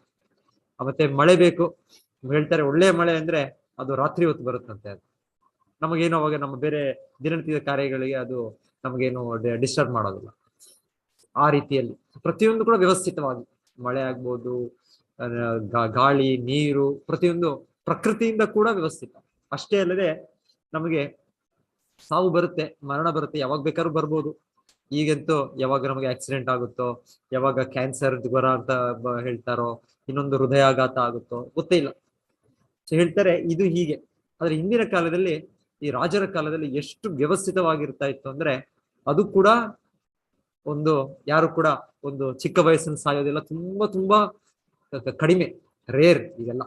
ಇವಾಗ ಕಾಮನ್ ಇವಾಗ ಇದೆಲ್ಲ ಸುದ್ದಿ. ಆದ್ರೆ ಹಿಂದೆ ಹೇಳ್ತಾರೆ ಈ ತರ ಆಗ್ತಾ ಇರ್ಲಿಲ್ಲ. ಎಷ್ಟರ ಮಟ್ಟಿಗೆ ಅದೇ ನೀವು ಓದಿರ್ತೀರಾ, ಕೃಷ್ಣನ ಸಮಯದಲ್ಲಿ, ಅದೇ ಇದು ಸಮಯದಲ್ಲಿ ಭಗವಂತನ ಅವತರಿಸಿದಾಗ ಒಬ್ಬ ಬ್ರಾಹ್ಮಣನು ಅವನ ಮನೆಯಲ್ಲಿ ಮಗು ಹುಟ್ಟೋದು ಸಾಯೋದು. ಸೊ 1 ಸಲ ಆಯ್ತು, 2 ಸಲ ಆಯ್ತು, 3 ಸಲ ಆಯ್ತು, ಅದು ಹಲವು ಸಲ, ಒಂದು 6-7 ಸಲ ಆಯ್ತು ಅನ್ಕೊಳ್ತೀನಿ. ಆದಾಗ ಅವ್ರು ಪ್ರತಿ ಸಲನೂ ಅವರು ಹೋಗಿ ದ್ವಾರಕೆಯಲ್ಲಿ ಆ ರಾಜರಿಗೆ ಅವ್ರು ದೂಷಣೆ ಮಾಡ್ತಾ ಇದ್ರು. ಇದು ನನ್ನ ಕರ್ಮವಲ್ಲ, ಯಾಕಂದ್ರೆ ಬ್ರಾಹ್ಮಣನು ಅವನು ತುಂಬಾ ಪರಿಶುದ್ಧವಾಗಿ ಅವನ ಜೀವನ ನಡೆಸ್ತಾ ಇದ್ದ. ಆಮೇಲೆ ಹಿಂದೆ ಜನ್ಮದಲ್ಲೂ ಎಲ್ಲ ಪಾಪಗಳನ್ನ ಹೋಗಿಸ್ಬಿಟ್ಟಿದ್ದ. ಸೊ ಹಾಗೆ ಅವ್ರು ಹೇಳ್ತಾ ಇದ್ದು, ಇದು ನನ್ನ ಕಾರಣ ಅಲ್ಲ, ನನ್ನ ಕರ್ಮವಲ್ಲ, ಇದು ರಾಜನ ಕರ್ಮ. ಸೊ ಹೇಳ್ತಾರೆ ನಾವು ಮಾಡೋದೆಲ್ಲ ಕರ್ಮ ರಾಜನಿಗೂ ಕೂಡ ಸಹ ಎಷ್ಟೋ ಅದು ಅಂಶ ಬರುತ್ತೆ ಅಂತ ಹೇಳ್ತಾರೆ. 20 ಅಂಶನೋ 30 ಎಷ್ಟೋ ಎಕ್ಸಾಕ್ಟ್ ಇವರಿಗೆ ಈಗ ನೆನಪು ಬರೋದಿಲ್ಲ. ಪ್ರತಿಯೊಬ್ಬರು ಪ್ರಜೆಗಳು ಮಾಡೋದು ಕರ್ಮ ಅದು ರಾಜನಿಗೆ ಹೋಗುತ್ತೆ. ಸೊ ಹೀಗೆ ಹಿಂದೆ ರಾಜರಾದವರು, ಮಹಾರಾಜರಾದವರು ಅವರು ಇದು ತಿಳಿದು, ಈ ವಿಜ್ಞಾನವನ್ನು ತಿಳಿದು ಅಷ್ಟು ಹೊಣೆಗಾರಿಕೆ ತಗೊಳ್ತಾ ಇದ್ರು. ಸೊ ಆ ಬ್ರಾಹ್ಮಣನು ಪ್ರತಿ ಸಲ ಅವ್ರ ಮಗ ಸತ್ತಾಗೆಲ್ಲ ಹೋಗಿ ದ್ವಾರಕೆಯ ಕೃಷ್ಣನ ಎಲ್ಲಿ ಅರಮನೆ ಇದೆ, ಅದರ ಒಂದು ಗಂಟೆ ಇರ್ತಾ ಇತ್ತು ಹಿಂದೆ ಕಾಲದಲ್ಲಿ. ಯಾರಾದ್ರೂ ಜನಸಾಮಾನ್ಯರು ಬಂದು ಅವರು ನ್ಯಾಯಕ್ಕೋಸ್ಕರ ಇನ್ನೊಂದಕ್ಕೋಸ್ಕರ ಅವ್ರ ಗಂಟೆ ಬಾರಿಸಿ ಕೇಳ್ತಾರೆ. ಸೊ ಹೀಗೆ ಆ ವ್ಯಕ್ತಿ ಅಲ್ಲಿ ಬಂದು ಆ ಬಾಗಿಲಲ್ಲಿ ಅವಾಗ ಇದು ಎಲ್ಲ ದ್ವಾರಕಾ ಇವರು ರಾಜರು ಯಾರಿದ್ದಾರೆ, ರಾಜ ಮನೆತನದವರು, ಅವರ ಒಂದು ಇದರಿಂದ ಆಗ್ತಾ ಇದೆ ಇದು ಅಂತ ಅವರು ಹೇಳ್ತಾ ಇದ್ರು. ಯಾಕಂದ್ರೆ ರಾಜನು ಅದಕ್ಕೂ ಹೊಣೆಗಾರಿಕೆ, ಅದ ಜವಾಬ್ದಾರಿ. ಅವನ ಎಷ್ಟು ಇದಾಗಿ ಮಾಡ್ಬೇಕು ಅಂದ್ರೆ, ರಾಜ್ಯಭಾರ ಮಾಡ್ಬೇಕು ಅಂದ್ರೆ ಈ ರೀತಿಯ ಒಂದು ಅಕಾಲಿಕ ಮೃತ್ಯು, ನಾವೇನ್ ಹೇಳ್ತೀವಿ ಸಡನ್ ಆಗಿ ಬರೋ ಮೃತ್ಯು ಆಗ್ಬಾರ್ದು. ಮೃತ್ಯು ಅಂದ್ರೆ ಸಾಧಾರಣವಾಗಿ ಹಿರಿಯರು ವಯಸ್ಸಾದ್ಮೇಲೆ ಬರುವಂತದ್ದು, ನಂತರ ಕಿರಿಯರಿಗೆ ಬರೋದಂಥದ್ದು. ಸೊ ಈ ರೀತಿಯ ವ್ಯವಸ್ಥಿತವಾಗಿರ್ಬೇಕು. ಅದೇನಾದ್ರೂ ಆಚೆ ಈಚೆ ಆದ್ರೆ, ಒಂದು ಕಿರಿಯರು ಸತ್ತು ಇನ್ನ ಹಿರಿಯರು ಇದ್ದಾರೆ ಅಂದ್ರೆ ಅದು ಏನೋ ಅಲ್ಲೊಂದು ತಪ್ಪಾಗಿದೆ. ಅದು ಕೂಡ ಯಾಕೆ ಅನ್ನೋದು ರಾಜರು ಅವರ ಹೊಣೆಗಾರಿಕೆ. ಅವ್ರು ಇದನ್ನ ಅವ್ರು ಸರಿಯಾಗಿ ಅವರು ಆಡಳಿತ ಮಾಡಿದ್ರೆ ಅದು ಕೂಡ ಆಗೋದಿಲ್ಲ, ಅದೆಲ್ಲವೂ ಕೂಡ ಸರಿಯಾಗಿ ನಡೆಯುತ್ತೆ. ಸೊ ಈ ರೀತಿಯಲ್ಲಿ ನಾವು ಕೇಳ್ತೇವೆ ನಾವು. ಸೊ ನಂತರ ಕತೆ ನೀವು ಕೇಳಿರ್ಬೋದು, ಮುಂದೆ ಅರ್ಜುನನು ಬಂದು ಕೇಳ್ತಾರೆ. ಅರ್ಜುನನ್ ಕೇಳಿದ್ಮೇಲೆ ಅರ್ಜುನನು ಮಧ್ಯೆ ಬಂದು, ಇಲ್ಲ ನಾನು ರಕ್ಷಣೆ ಕೊಡ್ತೇನೆ ನಿಮ್ಮ ಮುಂದೆ ಬರೋ ಮಗುಗೆ ಅಂತ ಹೇಳಿ. ಮತ್ತೆ ಮಹಾವಿಷ್ಣು, ಅದೊಂದು ದೊಡ್ಡ ಲೀಲೆ ಅದು. ಮಹಾವಿಷ್ಣು ಕೃಷ್ಣನ ನೋಡ್ಬೇಕು ಅಂತ ಮಾಡಿದ ಒಂದು ಲೀಲೆ ಅದು. ಎನಿವೆ, ಸೊ ಅದರಲ್ಲಿ ಭಗವಂತನ ಇಚ್ಛೆ ಅದು ಕೃಷ್ಣನ ಮಹಾವಿಷ್ಣು ಇಷ್ಟು ಬ್ರಾಹ್ಮಣನಿಗೆ ಇದಾದ್ರೂ ತೊಂದರೆ ಇಲ್ಲ, ನಾವು ಕೃಷ್ಣನ್ ನೋಡ್ಬೇಕು, ಅದು ತುಂಬಾ ಡೀಟೇಲ್ ಪಾಸ್ಟ್ ಟೈಮ್ ಅದು. ಎನಿವೆ, ಸೊ ನನ್ನ ಪಾಯಿಂಟ್ ಏನಿತ್ತು ಅಂದ್ರೆ ಇವತ್ತು ಇದರಿಂದ ರಾಜನ ಹೊಣೆಗಾರಿಕೆ ಇದೆ, ಜವಾಬ್ದಾರಿ ಇದೆ. ಪ್ರಜೆಗಳು ಯಾವ ರೀತಿಯಲ್ಲಿದ್ದಾರೆ, ಅವರ ಕರ್ಮಗಳು ಹೇಗೆ ನಡೀತಾ ಇವೆ, ಅವ್ರ ಪುಣ್ಯ ಕಾರ್ಯಗಳು ಮಾಡ್ತಾ ಇದ್ದಾರ, ಭಗವತ್ ಭಕ್ತಿಯಲ್ಲವರು ಮುಂದೆ ಹೋಗ್ತಾ ಇದ್ದಾರ, ಅಭಿವೃದ್ಧಿ ಪಡಿತಾ ಇದ್ದಾರ, ಅದು ರಾಜನ ಹೊಣೆಗಾರಿಕೆ. ಈಗ ಏನು ಇಲ್ಲ, ರಾಜರು ಇದು ನಮ್ದು ಸೆಕ್ಯುಲರ್ ದೇಶ, ಯಾರು ಏನ್ ಬೇಕಾದ್ರೂ ಮಾಡ್ಕೊಳ್ಳಿ, ಅವ್ರವ್ರ ಧರ್ಮದಲ್ಲಿ ಏನ್ ಹೇಳಿದೆ ಮಾಡ್ಲಿ ಅವರು. ಸೊ ನಮ್ಮ ಒಬ್ರು ಯಾರು ಹೇಳ್ತಾರೆ, ನಮ್ಮ ರಾಷ್ಟ್ರಪಿತಾಮಹ ಅಂತ ಹೇಳ್ತಾರೆ. ಸೊ ಅವರು ಕೂಡ ಒಬ್ರು ಯಾರೋ ಕೇಳಿದ್ರಂತೆ ಒಬ್ರು, ಇದು ಯಾಕೆ ಇದು ತಪ್ಪಲ್ಲ, ಇದು ಗೋಮಾತೆ ಅಂದ್ರೆ ನಮ್ಮ ತಾಯಿ, ನಮ್ಗೆ ತಾಯಿ ಇರೋದ್ರಿಂದ ನಮ್ಮ ವೈದಿಕ ಸಾಹಿತ್ಯದಲ್ಲಿ, ವೈದಿಕ ಶಾಸ್ತ್ರಗಳಲ್ಲಿ ಅವರ ಗೌರವ ಕೊಡೋದು, ಅವರ ರಕ್ಷಣೆ ಕೊಡೋದು ಇದೆ. ಆದ್ರೆ ನೀವ್ ಯಾಕೆ, ನಿಮ್ಮ ಅನುಯಾಯಿಗಳಿದ್ದಾರೆ, ಬೇರೆ ಧರ್ಮದವರೆಲ್ಲ ಇದ್ದಾರೆ, ಅವ್ರಿಗೆ ನೀವ್ ಯಾಕೆ ಸಲಹೆ ಮಾಡಬಾರ್ದು, ಅವ್ರಿಗೆ ಉಪದೇಶಿಸಬಾರ್ದು, ಇದು ತಪ್ಪು, ಅದನ್ನ ಬಿಡಿ ಅಂತ ಹೇಳಿದ್ರೆ, ಅವರು ನಮ್ಮ ಯಾರು ಇದ್ದಾರೆ ರಾಜಕೀಯ ಇವರು ಅವರು ಹೇಳಿದ್ದು, ಅದು ನಾನೇನು ಮಾಡಕ್ಕಾಗಲ್ಲ, ಅದು ಅವರ ಧರ್ಮ. ಸೊ ಅವರ ಧರ್ಮದಲ್ಲಿ ಆಗಿದೆ, ಧರ್ಮ ಗ್ರಂಥಗಳಿಗೆ ಇದಲ್ಲ. ಧರ್ಮ ಗ್ರಂಥ ಅಂದ್ರೆ ಇದು ನಾನು ನೀವು ಮಾಡ್ಕೊಂಡು ನಮ್ಮ ಒಂದು ಇಚ್ಛೆಯಂತೆ ನಾವು ವ್ಯವಹರಿಸೋದಲ್ಲ. ಧರ್ಮ ಅಂದ್ರೆ ಧರ್ಮಂತು ಸಾಕ್ಷಾತ್ ಭಗವತ್ ಪ್ರಣೀತಂ. ಧರ್ಮ ಅಂದ್ರೆ ಭಗವಂತನು ಕೊಟ್ಟದ್ದು ಧರ್ಮ. ಹೀಗೆ ಕಾನೂನು ಅಂದ್ರೆ ದೇಶದ ಸರ್ಕಾರ ಕೊಡೋದು ಕಾನೂನು, ಅದೇ ರೀತಿಯಲ್ಲಿ ಭಗವಂತನೇ ಕೊಟ್ಟದ್ದು ಕಾನೂನು ಧರ್ಮ. ಸೊ ಅದು ನಮಗೆ ಒಂದು, ಇನ್ನೊಬ್ಬರಿಗೆ ಒಂದು, ಅದು ಆಗ್ಲಿಕ್ಕೆ ಸಾಧ್ಯ ಇದೆ. ಇದು ವೈಜ್ಞಾನಿಕವಾದದ್ದು, ಇದು ವೈಜ್ಞಾನಿಕವಾಗಿ ಇದನ್ನ ಅರ್ಥ ಮಾಡ್ಕೋಬೇಕು. ಸೊ ಎನಿವೆ, ಈ ರೀತಿಯ ಇವತ್ತಿನ ರಾಜಕಾರಣಿಗಳು, ಇವತ್ತಿನ ಇದು ಅವರ ಅನಿಸಿಕೆ. ಧರ್ಮ ಅನ್ನೋದು ನಮಗೆ ಅದರ ಇದಲ್ಲ, ಅದು ಯಾರು ಬೇಕಾದ್ರೂ ಹೇಗೆ ನಂಬಿಕೆಯಲ್ಲಿ ಮಾಡ್ತಾರೆ. ಧರ್ಮ ಅನ್ನೋದು ನಂಬಿಕೆ ಅಲ್ಲ. ಧರ್ಮ ಅನ್ನೋದು ಭಗವಂತನ ಕೊಟ್ಟ ಕಾನೂನು. ಧರ್ಮ ಅಂತೋದು ಪ್ರತಿಯೊಂದು ಜೀವಿಯ ಒಂದು ಸಹಜ ಲಕ್ಷಣ. ಹೇಗೆ ಒಂದು ನೀರಿಗೆ ಗಾಳಿಗೆ ಒಂದು ಲಕ್ಷಣಗಳಿವೆ, ಬೆಂಕಿಗೆ ಒಂದು ಲಕ್ಷಣಗಳಿವೆ, ಅದರ ಒಂದು ಅದೇ ತರ ಜೀವಿಗಳಾದ ನಮಗೆ ಭಗವಂತನಿಗೆ ಸೇವೆ ಮಾಡುವ ಒಂದು ಸಹಜ ಪ್ರವೃತ್ತಿ ಇದೆ. ಅದು ಧರ್ಮ, ಅದು ಸನಾತನ ಧರ್ಮ. ಸೊ ಎನಿವೆ, ಸೊ ಇದು ಹೀಗೆ ರಾಜರು ಮಹಾರಾಜರು ಸರ್ಕಾರ ಅವರ ಹೊಣೆಗಾರಿಕೆ ಇದೆ. ಸೊ ಪರೀಕ್ಷಿತ್ ಮಹಾರಾಜರು ಇದೆಲ್ಲವೂ ಕೂಡ ತುಂಬಾ ಒಂದು ವ್ಯವಸ್ಥಿತವಾಗಿ ಮಾಡಿದರು. ಮಾಡಿ ಕಲಿಪುರುಷನಿಗೆ ಶಿಕ್ಷೆ ಕೊಟ್ಟದ್ದು ನೋಡಿದ್ವಿ ನಾವು. ಕಲಿಪುರುಷನು ಪ್ರಥಮ ಸ್ಕಂದದಲ್ಲಿ ಆ ವಿವರಣೆಯಲ್ಲಿ ಇವರು ಇರೋ ತನಕ ಕಲಿಪುರುಷನ ಆಟ ನಡೀಲಿಲ್ಲ. ಕಲಿಯ ಯುಗ ಶುರು ಆಗಿದೆ, ಪ್ರಾರಂಭ ಆಗಿದೆ. ಆದರೆ ಕಲಿಗೆ ಪುರುಷನಿಗೆ ಇವರು ಸ್ಥಾನ ಕೊಡ್ಲಿಲ್ಲ. ಇವರು ಕೊಟ್ಟರು ಸ್ಥಾನ, 4 ಸ್ಥಾನಗಳಿದೆ ನಿನಗೆ. ಎಲ್ಲಿ ಮಾಂಸಾಹಾರ, ಎಲ್ಲಿ ಜೂಜು, ಎಲ್ಲಿ ಮದ್ಯಪಾನ, ಎಲ್ಲಿ ಅನೈತಿಕ ಸ್ತ್ರೀ ಸಂಬಂಧ, ಇವೆಲ್ಲ ನಡೆಯುತ್ತೆ. ದ್ಯೂತಂ ಸ್ತ್ರೀಯಂ ಶುನಂ ಪಾರ್ಮ್, ಅಲ್ಲಿ ನೀವು ಇರ್ಬೋದು ಅಂತ. ಆದ್ರೆ ಕಲಿಪುರುಷನಿಗೆ ಆ ಸ್ಥಾನಗಳು ಸಿಗ್ಲಿಲ್ಲ, ಅವರ ರಾಜ್ಯದಲ್ಲಿ ಇಲ್ಲ. ಅಂದ್ರೆ ಇವರು ಅಷ್ಟು ಶಿಸ್ತಿನಿಂದ, ಅಷ್ಟು ಇದರಿಂದ ಅವರು ಕಾರ್ಯನಿರ್ವಹಣೆ ಮಾಡಿದ್ರು. ಸೊ ಹಾಗೆ ಮಾಡ್ತಾ ಇದ್ರು. ಮಾಡಿ ಜವಾಬ್ದಾರಿಯನ್ನು ಅಷ್ಟು ವ್ಯವಸ್ಥಿತವಾಗಿ ಎಲ್ಲರಿಗೂ ಸುಖ ಶಾಂತಿ, ಭೌತಿಕವಾಗಿ ಆಧ್ಯಾತ್ಮಿಕವಾಗಿ ಎರಡೂ ಕೂಡ ಪರಿವಾಗಿ ಮಾಡ್ತಾ ಇದ್ರು ಪರೀಕ್ಷೆ. ಆದರೆ ಈ ಮರಣ ಅಂತ ಅವರೊಂದು ನೋಟಿಸ್ ಕೇಳಿದ್ದೆ, ಅವರು ತಕ್ಷಣ ಎಲ್ಲ ಬಿಟ್ಟಿದ್ದಾರೆ. ಸೊ ಇಲ್ಲಿ ಅದು ಹೇಳ್ತಾ ಇದ್ದಾರೆ. ಆಕ್ಚುಲಿ ಅವರು ಎಷ್ಟು ಬೇಕಿದ್ರೆ ಅವರು ಅದನ್ನ ಇದು ಮಾಡ್ಬೋದಾಯ್ತು. ಇವಾಗ ವೈದಿಕ ಕ್ರಿಯೆಗಳಿದೆ, ಏನಾದ್ರು ಶಾಪ ಬರ್ತಾ ಇದ್ರೆ ಆ ಶಾಪಕ್ಕೆ ಹೋಗ್ಲಾಡ್ಸಲಿಕ್ಕೆ ಇನ್ನೊಂದು ನೀವು ಏನಾದ್ರು ಒಂದು ಕಾರ್ಯ ಮಾಡ್ಬೋದು, ಯಜ್ಞ ಕಾರ್ಯಗಳು, ಇನ್ನೊಂದು ಧರ್ಮ ಕಾರ್ಯಗಳು ಮಾಡ್ಬೋದು. ಸೊ ಈ ರೀತಿಯಲ್ಲಿ ಇವರಿಗೆ ಶಾಪ ಆಗಿದ್ದು ಆ ಹಾವಿನ ಪಕ್ಷಿಯಿಂದ ಸಾವು ಅಂತ. ಅದಕ್ಕೋಸ್ಕರ ಇವ್ರು ಏನೊಂದು ಯಜ್ಞ ಮಾಡ್ಬೋದಾಗಿತ್ತೇನೋ, ಅದನ್ನ ಕರ್ಮಕಾಂಡ ವಿಚಾರ ಅಂತ ಹೇಳ್ತೇವೆ. ಇವಾಗ ಹೇಳ್ತಾರೆ ಜ್ಯೋತಿಷ್ರ ಹತ್ರ ಹೋದ್ರೆ, ನಿಮ್ಗೆ ಈ ದೋಷ ಇದೆ, ಇದು ದೋಷ ಹೋಗಿಗೆ ಈ ಪೂಜೆ ಮಾಡಿ, ಈ ಒಂದು ಯಜ್ಞ ಮಾಡಿ ಅಂತ ಹೇಳೋದು ಇದಿದೆ. ಅದು ಕಲಿಯುಗದಲ್ಲಿ ಎಷ್ಟು ಸಫಲವಾಗುತ್ತೆ ಅದು ಗೊತ್ತಿಲ್ಲ. ಈಗ ಶಿಲ ಪ್ರಭುಪಾದರು ಹೇಳ್ತಾರೆ, ಕಲಿಯುಗದಲ್ಲಿ ಎಲ್ಲ ವೇದ ಮಂತ್ರಗಳು ನರಕಕ್ಕೆ ಹೋದವು ಅಂತ ಹೇಳ್ತಾರೆ. ಯಾಕಂದ್ರೆ ಅಷ್ಟು ಸ್ಪಷ್ಟವಾಗಿ ಆ ಮಂತ್ರಗಳನ್ನು ಉಚ್ಚರಿಸುವ ಪರಿಣಿತಿ ಹೊಂದ ಬ್ರಾಹ್ಮಣರು, ಸಾಧು ಪುರುಷರು ಇಲ್ಲ ಕಲಿಯುಗದಲ್ಲಿ. ಸೊ ಹಾಗಾಗಿ ಕಲಿಯುಗದಲ್ಲಿ ಭಕ್ತಿ ಮಾರ್ಗ, ಹರಿನಾಮ ಒಂದೇ ನಮಗೆ ಹೇಳಿರೋದು. ಸೊ ಎನಿವೆ, ಪರೀಕ್ಷಿತ್ ಮಹಾರಾಜರು ಹಿಂದೆ ದ್ವಾಪರಯುಗ ಕೊನೆಯಲ್ಲಿ ಇಲ್ಲ ಕಲಿಯುಗ ಪ್ರಾರಂಭ ಆಗಿದೆ, ಆಗ ಪರಿಣತಿ ಹೊಂದ ಬ್ರಾಹ್ಮಣರಿದ್ದಾರೆ. ಆದ್ರೆ ಅವರ ಯಾರ ಸಲಹೆ ಕೇಳಿ ಅವರು ಈ ಒಂದು ಶಾಪನ ಹೋಗ್ಲಾಡಿಸ್ಬೇಕೆ ಮಾಡ್ಬೇಕು ಅವ್ರು ತಗೊಳ್ಳಿಲ್ಲ. ಅವರು ಆಯ್ತು, ಇಷ್ಟವರೆಗೂ ನನ್ನ ಜವಾಬ್ದಾರಿ, ನನ್ನ ಕರ್ತವ್ಯಗಳು ಮಾಡಿದೆ ನಾನು, ಇನ್ನ ಸಾಕು, ಇನ್ನ ದೊಡ್ಡ ಕರ್ತವ್ಯ ಇದೆ ನನಗೆ, ಇನ್ನ ಒಂದು ದೊಡ್ಡ ಜವಾಬ್ದಾರಿ ಇದೆ ನನಗೆ ಅಂತ ಅವರು ತೆಗೆದುಕೊಂಡವರು. ಇದು ಭಗವಂತನು ನನಗೆ ಕೊಟ್ಟದೊಂದು ಅವಕಾಶ, ಒಂದು ಭಾಗ್ಯ. ನಾನು ಒಂದು ತಪ್ಪು ಮಾಡಿದೆ, ಒಂದು ಬ್ರಾಹ್ಮಣರಿಗೆ, ಋಷಿ ಸ್ವಭಾವದ ಒಂದು ಸಾಧು ಸಂತರಿಗೆ ನಾನು ಅವರಿಗೆ ಒಂದು ಅಗೌರವ ಕೊಟ್ಟೆ ಅಂತ ಇವರು, ಅವರಲ್ಲಿ ತಪ್ಪಿಲ್ಲ ಅಂದ್ರು ತಪ್ಪನ್ನು ಅವರು ಸ್ವೀಕರಿಸ್ತಾ ಇದ್ರು. ಪರೀಕ್ಷಿತ್ ಮಹಾರಾಜಲ್ಲಿ ಏನ್ ತಪ್ಪಿಲ್ಲ, ಅದು ಭಗವಂತನ ಸಂಕಲ್ಪದಿಂದ ಅವರಿಗೆ ಈ ತರ ಶಾಪ ಆಗಿದ್ದು. ಆದ್ರೆ ಅವರು ತಪ್ಪಿಲ್ದಿದ್ರು ಕೂಡ ನಾನು ತಪ್ಪಾಯ್ತು ಅಂತ ಸ್ವೀಕರಿಸಿ ಅವರು ನನಗೆ ಇನ್ನ ದೊಡ್ಡದಾಗಿ ಆಗ್ಬೇಕು, ಇನ್ನ ಇದು ಚಿಕ್ಕ ಶಿಕ್ಷೆ ಅಷ್ಟೇ, ಇದು ಇನ್ನ ದೊಡ್ಡದಾಗಿ ಬರ್ಬೇಕು ಅಂತ ಆಲೋಚನೆ ಮಾಡ್ತಾ ಅವರು ಭಗವಂತ ನನಗೆ ಕೊಟ್ಟದ್ದು 7 ದಿವಸ ನನಗೆ ಭಗವಂತನಲ್ಲಿ ಸಂಪೂರ್ಣ ಆಶ್ರಯ ತಗೊಳ್ಳಿಕ್ಕೆ. ನಾನು ಇಷ್ಟು ಸಮಯ ಎಷ್ಟೋ ಭೌತಿಕ ಲೌಕಿಕ ಕಾರ್ಯಗಳಲ್ಲಿ ಮಗ್ನನಾಗಿದ್ದೆ. ಸೊ ಆ ರೀತಿಯಲ್ಲಿ ಅವರು ಆಲೋಚನೆ ಮಾಡ್ತಾ ಇದ್ರು. ಅವರು ಇಲ್ಲ ಭಗವಂತನೇ, ನಾನು ಇಷ್ಟು ಚೆನ್ನಾಗಿ ನಾನೆಲ್ಲ ಮಾಡಿದೆ, ನಾನು ಈಗ ಕೊನೆಗೆ ನನಗೆ ನೀನು ಇಷ್ಟೇ ಮಾಡಿದ್ದು, ನೀನ್ ನನಗೆ ಇಷ್ಟ ಶಿಕ್ಷೆ ಕೊಡ್ತಾ ಇದೆಯಾ, ಇಷ್ಟೊಂದು ಹಾವಿನ ಪಕ್ಷಿಯಿಂದ ಅಕಾಲಿಕ ಮೃತ್ಯು ಬರ್ತಾ ಇದೆ ನನಗೆ. ಆ ತರ ಅವರು ಭಗವಂತನಿಗೆ ಹೇಳ್ತಾ ಇಲ್ಲ. ಇನ್ನೊಂದು ರೀತಿ ಆ ತರ ಒಂದು ಏನೋ ಒಂದು ಅವರ ಚಟುವಟಿಕೆಗಳು, ಉಪಾಯಗಳು ಕೇಳ್ತಾ ಇಲ್ಲ.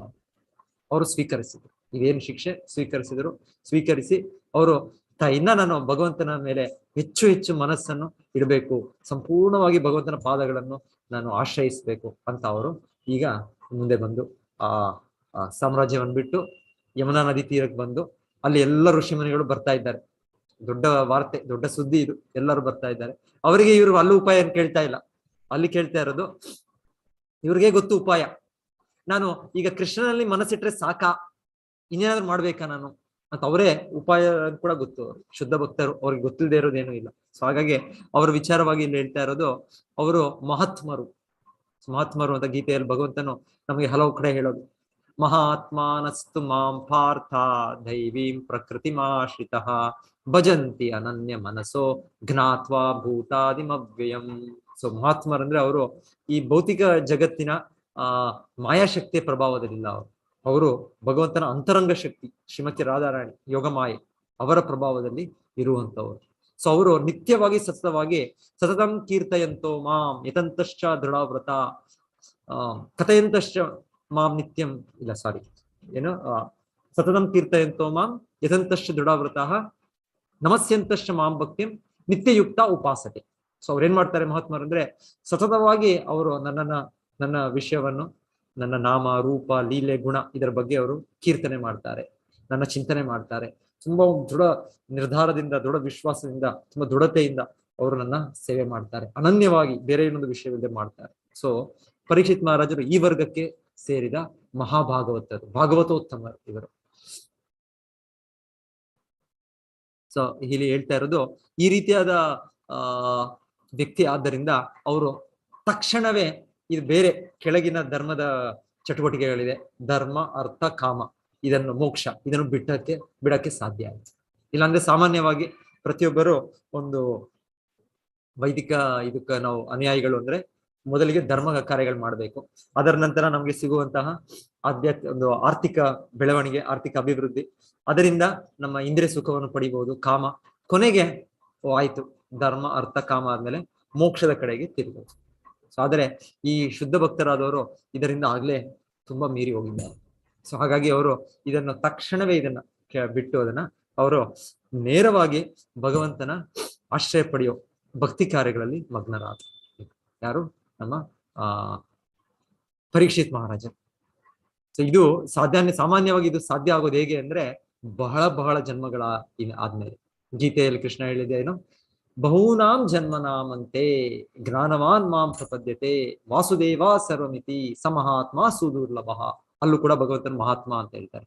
ಸೊ ಮಹಾತ್ಮ ಅಂದ್ರೆ ಇದು ಯಾರೋ ಒಬ್ಬರು ರಾಜಕೀಯ ವ್ಯಕ್ತಿಗೋ ಇನ್ನೊಬ್ಬರು ವ್ಯಕ್ತಿಗೋ ಕೊಡುವಂತ ಹೆಸರಲ್ಲ.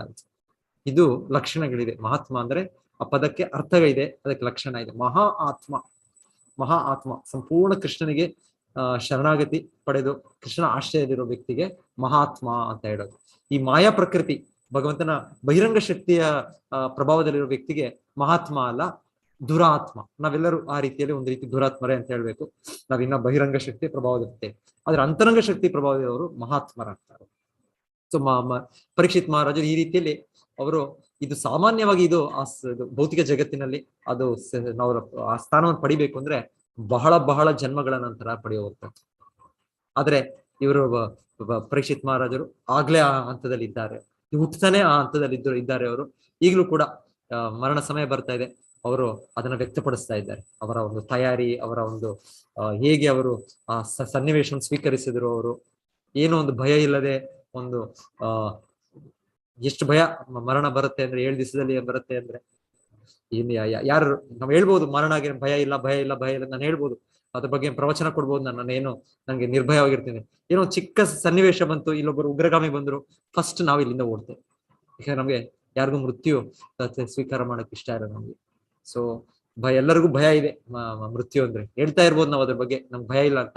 ಆದ್ರೆ ಒಂದು ಸನ್ನಿವೇಶ ಬಂತು, ನಾವು ಫಸ್ಟ್ ಅಲ್ಲಿಂದ ನಾವು ಓಡೋಗ್ತೇವೆ ಅಂದ್ರೆ ಭಯ ಇದೆ ನಮ್ಗೆ. ಆದ್ರೆ ಪರೀಕ್ಷಿತ್ ಮಹಾರಾಜರು ಅವರು ಸಂಪೂರ್ಣ ಭಗವಂತನ ಆಶ್ರಯದ ಇರೋದ್ರಿಂದ ಅವರು ನಿರ್ಭಯ ಅಭಯ ಸ್ಥಿತಿಯಲ್ಲಿದ್ದಾರೆ. ಇವರು ನಿಜವಾದ ಮಹಾತ್ಮರು ಇಲ್ಲಿ ನಾವು ನೋಡ್ತಾ ಇರೋದಿಲ್ಲ. ಸೊ ಶ್ರೀಲ ಪ್ರಭುಪಾದರು ಇಲ್ಲಿ ತಿಳಿಸೋ ಹಾಗೆ ಈ ತರ ಮಹಾತ್ಮರು ಎಷ್ಟೆಷ್ಟೋ ಸಾವಿರಾರು ಲಕ್ಷಾಂತರ ಜ್ಞಾನಿಗಳಲ್ಲಿ ಒಬ್ಬರು ಅಂತ ಹೇಳ್ತಾರೆ. ಮೊದಲಿಗೆ ನಾವೆಲ್ಲರೂ ಭೌತಿಕ ಜಗತ್ತಿನಲ್ಲಿ ಇಂದ್ರಿಯ ಸುಖದ ಹಿಂದೆ ಇದ್ದೇವೆ. ನಂತರ ನಾವು ಈ ಭಗವಂತನ ಬಗ್ಗೆ ನಮ್ಮ ಜೀವನದ ಗುರಿಯ ಬಗ್ಗೆ ಯೋಚನೆ ಮಾಡಕ್ ಪ್ರಾರಂಭ ಮಾಡ್ತೇವೆ. ಆಗ ಮಾಡಿದಾಗ ನಮ್ಗೆ ಗೊತ್ತಾಗುತ್ತೆ ಕೃಷ್ಣನು ಸರ್ವಸ್ವ, ಕೃಷ್ಣನ ಆಶ್ರಯ ಪಡೆಯೋದು ನಮ್ಮ ಜೀವನದ ಪರಿಪೂರ್ಣತೆ. ಸೊ ಅದು ಆ ವ್ಯಕ್ತಿಗೆ ಜ್ಞಾನಿ ಅಂತ ಹೇಳ್ತಾರೆ. ಜ್ಞಾನಿ ಅಂದ್ರೆ ಜ್ಞಾನವಂತ. ಮೊದಲು ಜ್ಞಾನಿ ಅಂದ್ರೆ ಈ ದೇಹದ ಭಾವನೆಯಿಂದ ಹೊರಗೆ ಬಂದು ಆತ್ಮದ ಸಾಕ್ಷಾತ್ಕಾರಕ್ಕೆ ಬಂದ ವ್ಯಕ್ತಿಗೆ ಜ್ಞಾನಿ. ಸೊ ಅಂತ ಜ್ಞಾನಿ ಮತ್ತೆ ಮಹಾತ್ಮನಾಗ್ಬೇಕು ಅಂದ್ರೆ ಅವನು ಶುದ್ಧ ಭಕ್ತನಾಗ್ಬೇಕು. ಸೊ ಇಲ್ಲಿ ಇದು ಸಾವಿರಾರು ಜನದಲ್ಲಿ ಲಕ್ಷ ಜನದಲ್ಲಿ ಯಾರೋ ಒಬ್ಬರು ಈ ಭೌತಿಕ ಜಗತ್ತಿನಲ್ಲಿ ಬರುವಂತ ಸ್ಥಿತಿ. ಸೊ ಇವ್ರಾಗ್ಲೇ ಆ ಸ್ಥಿತಿಯಲ್ಲಿ ಇದ್ದಾರೆ ಇವರು ಪರೀಕ್ಷಿತ ಮಹಾರಾಜರು. ಸೊ ಹಾಗೆ ಪರೀಕ್ಷಿತ ಮಹಾರಾಜರು ಇರೋ ರೀತಿಯಲ್ಲಿ ಎಷ್ಟೋ ಜನ ಭಕ್ತರು ಕೂಡ ಯಾರ್ಯಾರು ನಾವು ಕೇಳ್ತೇವೆ ಶುದ್ಧ ಭಕ್ತರು, ಅವರೆಲ್ಲ ಇದೇ ನೆಲೆಯಲ್ಲಿದ್ದಾರೆ ಅಂತ ಶ್ರೀಲ ಪ್ರಭುಪಾದರು ಅವರವರು ರಚಿಸಿದ ಭಗವಂತನಿಗೆ ಪ್ರಾರ್ಥನೆಗಳು ಅದನ್ನು ಇಲ್ಲಿ ನಮ್ಗೆ ಒಂದೊಂದಾಗಿ ಕೆಲವು ಪಟ್ಟಿ ಮಾಡ್ತಾ ಇದ್ದಾರೆ. ಶ್ರೀ ಚೈತನ್ಯ ಮಹಾಪ್ರಭು ಸಾಕ್ಷಾತ್ ಶ್ರೀಕೃಷ್ಣನೇ ಅವ್ರ ಶಿಕ್ಷಾಷ್ಟಕದಲ್ಲಿ ನಮಗೆ ಜೀವನದ ಪರಿಪೂರ್ಣತೆ ಏನು ಅಂತ ಹೇಳಿರೋದು. ಮೊದಲನೇ ಅಷ್ಟಕದಿಂದ 8ನೇ ಅಷ್ಟಕ ಅದು ಆಧ್ಯಾತ್ಮಿಕ ಆಧ್ಯಾತ್ಮಿಕ ಪ್ರಗತಿ ಸಾಧಿಸುವುದನ್ನು ಸೂಚಿಸುತ್ತೆ. ಮೊದಲಿಗೆ ಭಗವಂತನ ನಾಮದಿಂದ ನಾವು ಹೇಗೆ ಪವಿತ್ರೀಕರಣ ಪಥವನ್ನು ಸ್ವೀಕರಿಸ್ತೇವೆ ಅಂತ ಅಲ್ಲಿಂದ ಶುರು ಆಗುತ್ತೆ. ಕೊನೆಯ ಅಷ್ಟಕ ಆಶ್ಲಿಷ್ಯವಾ ಪಾದರತಾಂ ಪಿನಷ್ಟು ಮಾಂ ಅದರ್ಶನಾನ್ ಮರ್ಮಹತಾಂ ಕರೋತು ವಾ ಯಥಾ ತಥಾ ವಾ ವಿಪದಾತು ಲಂಪಟೋ ಮತ್ ಪ್ರಾಣನಾಥಸ್ತು ಸಾ ಏವ ನಾ ಪರಹ. ಇದು ಆಕ್ಚುಲಿ ಇದು ಶ್ರೀಮತಿ ರಾಧಾರಾಣಿಯವರ ಪ್ರಾರ್ಥನೆ. ಶ್ರೀಮತಿ ರಾಧಾರಾಣಿಯವರು ಮಹಾಭಾವದಲ್ಲಿದ್ದಾರೆ. ಸದಾ ಈ ಒಂದು ಇದರಲ್ಲಿ ಚಿತ್ತದಲ್ಲಿ ಈ ಒಂದು ಭಾವನೆಯಲ್ಲಿ ಅವರು ಕೃಷ್ಣನ ಭಕ್ತಿಯನ್ನು ಮಾಡೋದು. ಅವರಿಗಿಂತ ದೊಡ್ಡ ಭಕ್ತರಿಲ್ಲ. ಕೃಷ್ಣನ ಸಾಕ್ಷಾತ್ ಶಕ್ತಿಯೇ, ಆಹ್ಲಾದಿನಿ ಶಕ್ತಿ ರಾಧಾರಾಣಿ. ಆದರೆ ಅವರ ಭಾವನೆ ಏನಿದೆ ಅಂದ್ರೆ ಅವರು ಈ ರೀತಿಯಲ್ಲಿ ಕೃಷ್ಣನ ಬಗ್ಗೆ ಅವರು ಯಾವಾಗಲೂ ಚಿಂತನೆ ಏನು, ಅನೇಕ ಸ್ತ್ರೀ ಭಕ್ತರ ಪ್ರೇಮಿಯಾದ ಭಗವಾನ್ ಕೃಷ್ಣ ಸಂಪೂರ್ಣ ಶರಣಾಗತ ದಾಸಿಯಾದ ಈ ನನ್ನನ್ನು ಆಲಂಗಿಸಿಕೊಳ್ಳಬಹುದು, ತನ್ನ ಪಾದಗಳಿಂದ ತುಳಿಯಬಹುದು, ಅಥವಾ ದೀರ್ಘಕಾಲ ಕಾಣಿಸಿಕೊಳ್ಳದೆ ನನ್ನ ಹೃದಯವನ್ನು ಭಗ್ನಗೊಳಿಸಬಹುದು. ಆದರೂ ಅವನು ನನ್ನ ಹೃದಯದ ಪರಾತ್ಪರ ಭಗವಂತನಿಗಿಂತ ಯಾವ ರೀತಿಯಲ್ಲೂ ಕಡಿಮೆ ಏನಲ್ಲ. ಸೊ ಇದು ಹೇಳೋದು ಶುದ್ಧ ಭಕ್ತರು ಭಗವಂತನಿಗೆ 100% ಪಟ್ಟು ಶರಣಾಗುತ್ತೆ. 100%, 100%, ಒಂದು 0.0000 ಕೂಡ ಕಡಿಮೆ ಇಲ್ಲ. ಸೊ ಹಾಗಾಗಿ ಕೃಷ್ಣ ಹೇಳೋದು ಶ್ರೀಮತಿ ರಾಧಾರಾಣಿಗಾದ್ರೆ ಹೇಳೋದಾಗ್ಬೋದು, ಗೋಪಿಕೆಯರಿಗೆ, ಈಗ ಗೋಪಿಕೆಯಲ್ಲಿ ಶ್ರೇಷ್ಠ ತಮ್ಮ ಗೋಪಿ ಶ್ರೀಮತಿ ರಾಧಾರಾಣಿ. ಸೊ ಕೃಷ್ಣ ಹೇಳೋದು, ನಿಮ್ಮ ಭಕ್ತಿಯನ್ನು ನಾನು ಏನಾದರೂ ಅದಕ್ಕೆ ವಾಪಸ್ಸು ತಿರುಗಿ ಕೊಡ್ಲಿಕ್ಕೆ ಆಗೋದಿಲ್ಲ. ಭಗವಂತನೇ ಎಲ್ಲವೂ ಕೊಡೋದು, ಎಲ್ಲ ವ್ಯಕ್ತಿಗಳು ಅವನೇ ಎಲ್ಲ ಏನು ನಮ್ಗೇನೇನಿದೆ ಎಲ್ಲವೂ ಕೃಷ್ಣನೇ ಕೊಡುವಂತವನು. ಆದ್ರೆ ಕೃಷ್ಣ ಏನ್ ಹೇಳೋದು, ನೀವು ನನಗೆ ಕೊಡ್ತಿರೋ ಪ್ರೀತಿ ಇದನ್ನು ನಾನು ಪ್ರತಿಯಾಗಿ ಏನು ಕೊಡ್ಲಿಕ್ಕಾಗಲ್ಲ, ನನಗೆ ಅದು ನನ್ನಲ್ಲೂ ಅಸಾಧ್ಯ. ಅದು ನೀವು ನನ್ನ ಮೇಲಿರುವ ಪ್ರೇಮ ಭಕ್ತಿ ಎಷ್ಟು ನಿಮಗೆ ಅಷ್ಟು ತೀವ್ರವಾಗಿದೆ, ಅಷ್ಟು ಭಾವನೆಯಿಂದ ಇದೆ, ಅದರಿಂದನೇ ಸಂತೃಪ್ತರಾಗಿ ನಾನು ನಿಮ್ಗೇನು ಕೊಡ್ಲಿಕ್ಕಾಗೋದು ಅಂತ ಕೃಷ್ಣ ಹೇಳೋದು. ಅಂದ್ರೆ ಕೃಷ್ಣನು ಅಷ್ಟು ಸಂತೃಪ್ತರಾಗಿದ್ದಾನೆ ಗೋಪಿಕೆಯರೊಟ್ಟಿಗೆ, ಶ್ರೀಮತಿ ರಾಧಾರಾಣಿಯರಿಗೆ. ಅವರ ಭಕ್ತಿ ಭಾವ ಎಷ್ಟು ಉತ್ತಮವಾದದ್ದು ಅಂದ್ರೆ ಕೃಷ್ಣನೇ ಹೇಳೋದು, ನಾನು ಇದನ್ನು ಪ್ರತಿಯಾಗಿ ಏನು ಕೊಡ್ಲಿಕ್ಕಾಗೋದಿಲ್ಲ. ಸೊ ನಿಮ್ಮ ಭಕ್ತಿಯಿಂದನೇ ನೀವು ಸಂತುಷ್ಟರಾಗಿರಿ, ಅದೇ ನಿಮ್ಮ ಇದು ಅಂತ ಭಗವಂತ ಹೇಳೋದು. ಈ ರೀತಿಯಲ್ಲಿ ಅವರ ಸ್ಥಾನ, ಅವರ ಭಾವನೆ. ಸೊ ಈ ನಂತರ ಇಲ್ಲಿ ರೂಪ ಗೋಸ್ವಾಮಿಯರು, ಇನ್ನು ಮತ್ತೊಬ್ಬ ದೊಡ್ಡ ಆಚಾರ್ಯರು, ಶ್ರೀ ಚೈತನ್ಯ ಮಹಾಪ್ರಭು ಇನ್ನ ಶಿಷ್ಯರು ಗೋಸ್ವಾಮಿಗಳಲ್ಲಿ ಅವರೇ ಮುಖಂಡರು. ಸೊ ಇವರ ಅನುಯಾಯಿಗಳಾಗಿ ನಮಗೆಲ್ಲರೂ ರೂಪಾನುಗ ಅಂತ ಕರೆಯೋದು. ರೂಪ ಅನುಗ ಇವರ ಒಂದು ಆಶ್ರಯದಲ್ಲಿ ನಾವು ಭಕ್ತಿಯನ್ನು ನಡೆಸ್ತಾ ಇದ್ದೇವೆ. ಇವರ ಆಶ್ರಯದಲ್ಲಿ ನಾವು ಶ್ರೀ ಚೈತನ್ಯ ಮಹಾಪ್ರಭುವಿನ ಸೇವೆ ಮಾಡ್ತಾ ಇದ್ದೇವೆ. ಇವರ ಆಶ್ರಯ ಮೂಲಕ ಮತ್ತೆ ರಾಧಾಕೃಷ್ಣ ಅವರನ್ನು ತಲುಪಕ್ಕೆ ಸಾಧ್ಯ ಆಗಿದೆ. ಸೊ ನಮ್ಮ ಎಲ್ಲ ಈ ಗುರು ಪರಂಪರೆಯಲ್ಲಿ ನಮ್ಮೆಲ್ಲರನ್ನು ರೂಪಾನುಗರು ಅಂತ ಹೇಳ್ತಾರೆ. ಸೊ ಈ ರೂಪ ಗೋಸ್ವಾಮಿ ಕೂಡ ಇಲ್ಲಿ ಹೇಳೋದವರು, ಹೇ ದೀನ ಬಂಧುವೆ, ನನಗೆ ಏನು ಬೇಕಾದರೂ ಮಾಡು, ಅನುಗ್ರಹವನ್ನಾದರೂ ಮಾಡು, ಇಲ್ಲವೇ ಶಿಕ್ಷೆಯನ್ನಾದರೂ ನೀಡು. ಆದರೆ ಭಗವಂತನೇ, ಈ ಪ್ರಪಂಚದಲ್ಲಿ ನನಗೆ ನಿನ್ನನ್ನು ಬಿಟ್ಟು ಬೇರೆ ಯಾರೂ ಇಲ್ಲ. ಮಳೆ ಕರೆಯಲಿ ಅಥವಾ ಸಿಡಿಲು ಬಡಿಯಲಿ, ಚಾತಕ ಪಕ್ಷಿಯು ಸದಾ ಮೋಡಗಳಿಗಾಗಿ ಮೊರೆ ಇಡುತ್ತದೆ. ಸೊ ಅವರು ಒಂದು ಹೇಳ್ತಾ ಇರೋ ಉದಾಹರಣೆಗೆ, ಈ ಚಾತಕ ಅಂತ ಒಂದು ಪಕ್ಷಿ ಇದೆ ಅಂತೆ. ಆ ಪಕ್ಷಿ ನೀರು ಕುಡಿಬೇಕು, ನಾವು ನೀರು ಕುಡಿತೇವೆ. ನೀರು ಕುಡಿಯಕ್ಕೆ ಏನ್ ಮಾಡ್ತೇವೆ, ನಮ್ಗೆ ಒಂದು ಗ್ಲಾಸ್ ಇಟ್ಕೊಂಡು ಹಿಂಗಂದ್ರೆ ಇನ್ನೊಂದು ಕಡೆ ಹೊಳೆ ನದಿ ಎಲ್ಲೆಲ್ಲ ನೀರು ಕುಡಿತೇವೆ ನಾವು. ಆದ್ರೆ ಈ ಜಾತಕ ಪಕ್ಷಿ ಅಂದ್ರೆ ಹೇಳ್ತಾ ಇರೋದು ವಿಶೇಷತೆ, ಅದು ಎಲ್ಲಿಂದ ನೀರು ಕುಡಿಯೋದಿಲ್ಲ ಅಂತ. ಅದು ನೀರು ಕುಡಿಯೋದು ನೇರವಾಗಿ ಮೋಡಗಳಿಂದ ನೀರು ಬೀಳ್ಬೇಕಂತ. ಅದರ ಒಂದು ಕೊಕ್ಕು ಏನಿದೆ ಅದರದ್ದು ಅದು ತೆಗೆದು ಅದರಲ್ಲಿ ನೇರವಾಗಿ ಅದು ಹಿಡಿದು ನೀರು ಕುಡಿಯೋದು.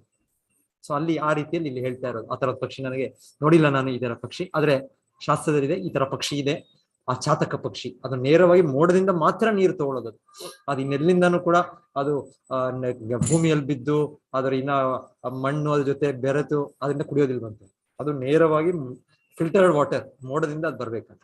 ಸೊ ಹಾಗೆ ಹೇಳ್ತಾ ಇರೋದಿಲ್ಲಿ, ಮಳೆ ಕರೆಯಲ್ಲಿ ಅಥವಾ ಸಿಡಿಲು ಬಡೆಯಲ್ಲಿ ಚಾತಕ ಪಕ್ಷಿಯು ಸದಾ ಮೋಡಗಳಿಗಾಗಿ ಮೊರೆ ಇಡುತ್ತದೆ. ಸೊ ಆತರ ನಾನು ಕೂಡ ನನಗೆ ಯಾರನ್ನು ಕೂಡ ನಾನು ಏನು ಅವಲಂಬಿಸೋದಿಲ್ಲ, ಕೃಷ್ಣನ್ನೇ ಅವಲಂಬಿಸ್ತೇನೆ. ಕೃಷ್ಣ ಏನ್ ಬೇಕಾದ್ರೂ ಮಾಡ್ಬೋದು. ಸೊ ಆ ರೀತಿಯಲ್ಲಿ ರೂಪ ಗೋಸ್ವಾಮಿಯರ ಪ್ರಾರ್ಥನೆ. ನಂತರ ಶ್ರೀ ಚೈತನ್ಯ ಮಹಾಪ್ರಭುವಿನ ಗುರುಗಳಿದ್ದಾರೆ, ಈಶ್ವರಪುರಿ. ಅವರ ಗುರುಗಳು ಮಾಧವೇಂದ್ರ ಪುರಿ. ಸೊ ಅವರದ್ದು ಕೂಡ ಇದು ಪ್ರಾರ್ಥನೆ ನೀವಾಗ್ಲೇ ಕೇಳಿರ್ಬೇಕು. ಇದು ಭಗವದ್ಗೀತೆಯಲ್ಲೂ ಕೂಡ ಇದು ಶ್ರೀಲ ಪ್ರಭುಪಾದರು ಇದರ ಒಂದು ಭಾವಾರ್ಥದಲ್ಲಿ ತಿಳಿಸ್ತಾರೆ. ಅವ್ರು ಹೇಳೋದು, ಹೇ ಸಂಧ್ಯಾ ವಂದನೆ, ನಾವು ಸಂಧ್ಯಾ ವಂದನೆ ಮಾಡ್ಬೇಕು. ನಮಗೆ ಗುರುಗಳು ಆಚಾರ್ಯರು ಇದು ಕೊಡ್ತಾರೆ, ಮೊದಲ ದೀಕ್ಷೆ ಹರಿನಾಮ ದೀಕ್ಷೆ ಕೊಡ್ತಾರೆ. ನಂತರ 2ನೇ ದೀಕ್ಷೆಯಲ್ಲಿ ಗಾಯತ್ರಿ ಮಂತ್ರ ಇದೆಲ್ಲ ಕೊಡ್ತಾರೆ. ಸೊ ಇದು ನಾವು ನಿತ್ಯವಾಗಿ ಆ ಸಮಯದಲ್ಲಿ ಹೇಗೆ ಕೊಟ್ಟಿದಾರೋ ಆ ರೀತಿ ಮಾಡ್ಬೇಕು. ಇದು ಮಸ್ಟ್ ಇದೆ, ಇಲ್ಲಾಂದ್ರೆ ಅದೊಂದು ಅಪರಾಧನೇ ಅದು. ಆದರೆ ಇಲ್ಲಿ ಹೇಳ್ತಾ ಇರೋದು, ಇವರು ಯಾರು ಮಾಧವೇಂದ್ರ ಪುರಿ ಅವರು, ಸಂಧ್ಯಾ ವಂದನ ನಿನಗೆ ಸನ್ಮಂಗಳವಾಗಲಿ ಅಂದ್ರೆ ನೀನು ಇರುವ ನಿಯಮಗಳನ್ನ ಆ ಟೈಮು ಆ ಇದು ನನಗೆ ಮಾಡ್ಲಿಕ್ಕೆ ಆಗೋದಿಲ್ಲ. ಹೇ ಪ್ರಾತಃ ಕಾಲದ ಸ್ನಾನವೇ ನಿನಗೆ ನಮಸ್ಕಾರ, ಇದು ಮಾಡ್ಬೇಕು ನಾವು. ಬೆಳಗ್ಗೆ ಸ್ನಾನ ಮಾಡ್ಲಿಲ್ಲ ಅಂದ್ರೆ ನಮಗೆ ಮತ್ತೆ ನಿದ್ದೆ ಬಂದ್ಬಿಡುತ್ತೆ. ಬೆಳಗ್ಗೆ ಒಮ್ಮೊಮ್ಮೆ ನಾವು ಏನೋ ಕಾರ್ಯಕ್ಕೆ ಸ್ವಲ್ಪ ಹೊತ್ತು ಬೇಡ, ಇನ್ನೇನೋ ಮತ್ತೆ ಸ್ವಲ್ಪ ಹೊತ್ತು ಬಿಟ್ಟು ಮಾಡೋಣ ಅಂತ ಅನ್ಕೊಂಡ್ರೆ ಮತ್ತೆ ನಮ್ಗೆ ಆ ತಮೋ ಗುಣ ಹಿಡಿದು ಬಿಡುತ್ತೆ. ತಮೋ ಗುಣ ಹಿಡಿದು ತೀರಾ ಮಲ್ಗೋಣ ಅನ್ಸುತ್ತೆ. ಸೊ ಹಾಗಾಗಿ ಇದೊಂದು ನಮಗೆ ಬೆಳಿಗ್ಗೆ ಸ್ನಾನ ಮಾಡೋದು ಎದ್ದಿದ ತಕ್ಷಣ ಒಳ್ಳೇದು, ಫ್ರೆಶ್ ಆಗ್ತೀವಿ, ಮತ್ತೆ ಸತ್ವಗುಣ ಪ್ರಾಪ್ತಿ ಆಗುತ್ತೆ. ಆದ್ರೆ ಇವ್ರು ಹೇಳ್ತಾ ಇರೋದು, ಶುದ್ಧ ಭಕ್ತರು ಮಾಧವೇಂದ್ರ ಪುರಿಗಳು, ಅದಕ್ಕೂ ಕೂಡ ನಾನು ನಮಸ್ಕಾರ ಅಂದ್ರೆ ಅವರು ಮಾಡೋ ಅಗತ್ಯ ಇಲ್ಲ. ಯಾಕೆ ನೋಡೋಣ ಮುಂದೆ. ಹೇ ಪ್ರಾತಃ ಕಾಲದ ಸ್ನಾನವೇ ನಿನಗೆ ನಮಸ್ಕಾರ, ಹೇ ದೇವತೆಗಳೇ. ಆದ್ರೂ ಕೂಡ ಶುದ್ಧ ಭಕ್ತರು ಸಾಧಾರಣವಾಗಿ ಮಾಡ್ತಾರೆ, ಯಾಕೆ ನಮಗೆ ಒಂದು ಉದಾಹರಣೆ ಆಗಿರ್ಲಿಕ್ಕೆ ಅವ್ರು ಮಾಡ್ತಾರೆ. ಆದ್ರೆ ತುಂಬಾ ಮುಂದುವರಿದ ಭಕ್ತರು ಅದನ್ನು ಕೂಡ ಅವ್ರು ನಿರ್ಲಕ್ಷಿಸ್ತಾರೆ. ಪರಮಹಂಸ ಸ್ಥಿತಿ ಅಂತ ಹೇಳ್ತಾರೆ ಅವರು. ಹೇ ದೇವತೆಗಳೇ, ಪಿತೃಗಳೇ, ದಯವಿಟ್ಟು ನನ್ನನ್ನು ಕ್ಷಮಿಸಿ. ಯಾಕಂದ್ರೆ ನಾವು ಈ ಜಗತ್ತಿನಲ್ಲಿ ಹುಟ್ಟಿದ್ದೇವೆ ಅಂದ್ಮೇಲೆ ನಮಗೆ ಋಣಗಳಿವೆ. ನಮ್ಮ ತಂದೆ ತಾಯಿಯರು ನಮಗೆ ದೇಹ ಕೊಟ್ಟಿದ್ದಾರೆ, ನಮ್ಮ ಋಣ ಇದೆ.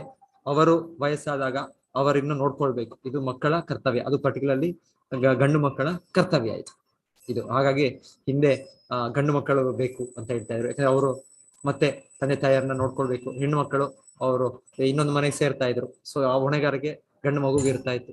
ನಂತರ ಕೂಡ ಶ್ರಾದ್ದ ಕಾರ್ಯಗಳೆಲ್ಲ ಮಾಡ್ಬೇಕು. ಸೊ ಈ ರೀತಿ ಗಂಡು ಮಕ್ಕಳಿಗೆ ತುಂಬಾ ಎಕ್ಸ್ಟ್ರಾ ಜವಾಬ್ದಾರಿಗಳು ಇರ್ತಾ ಇತ್ತು.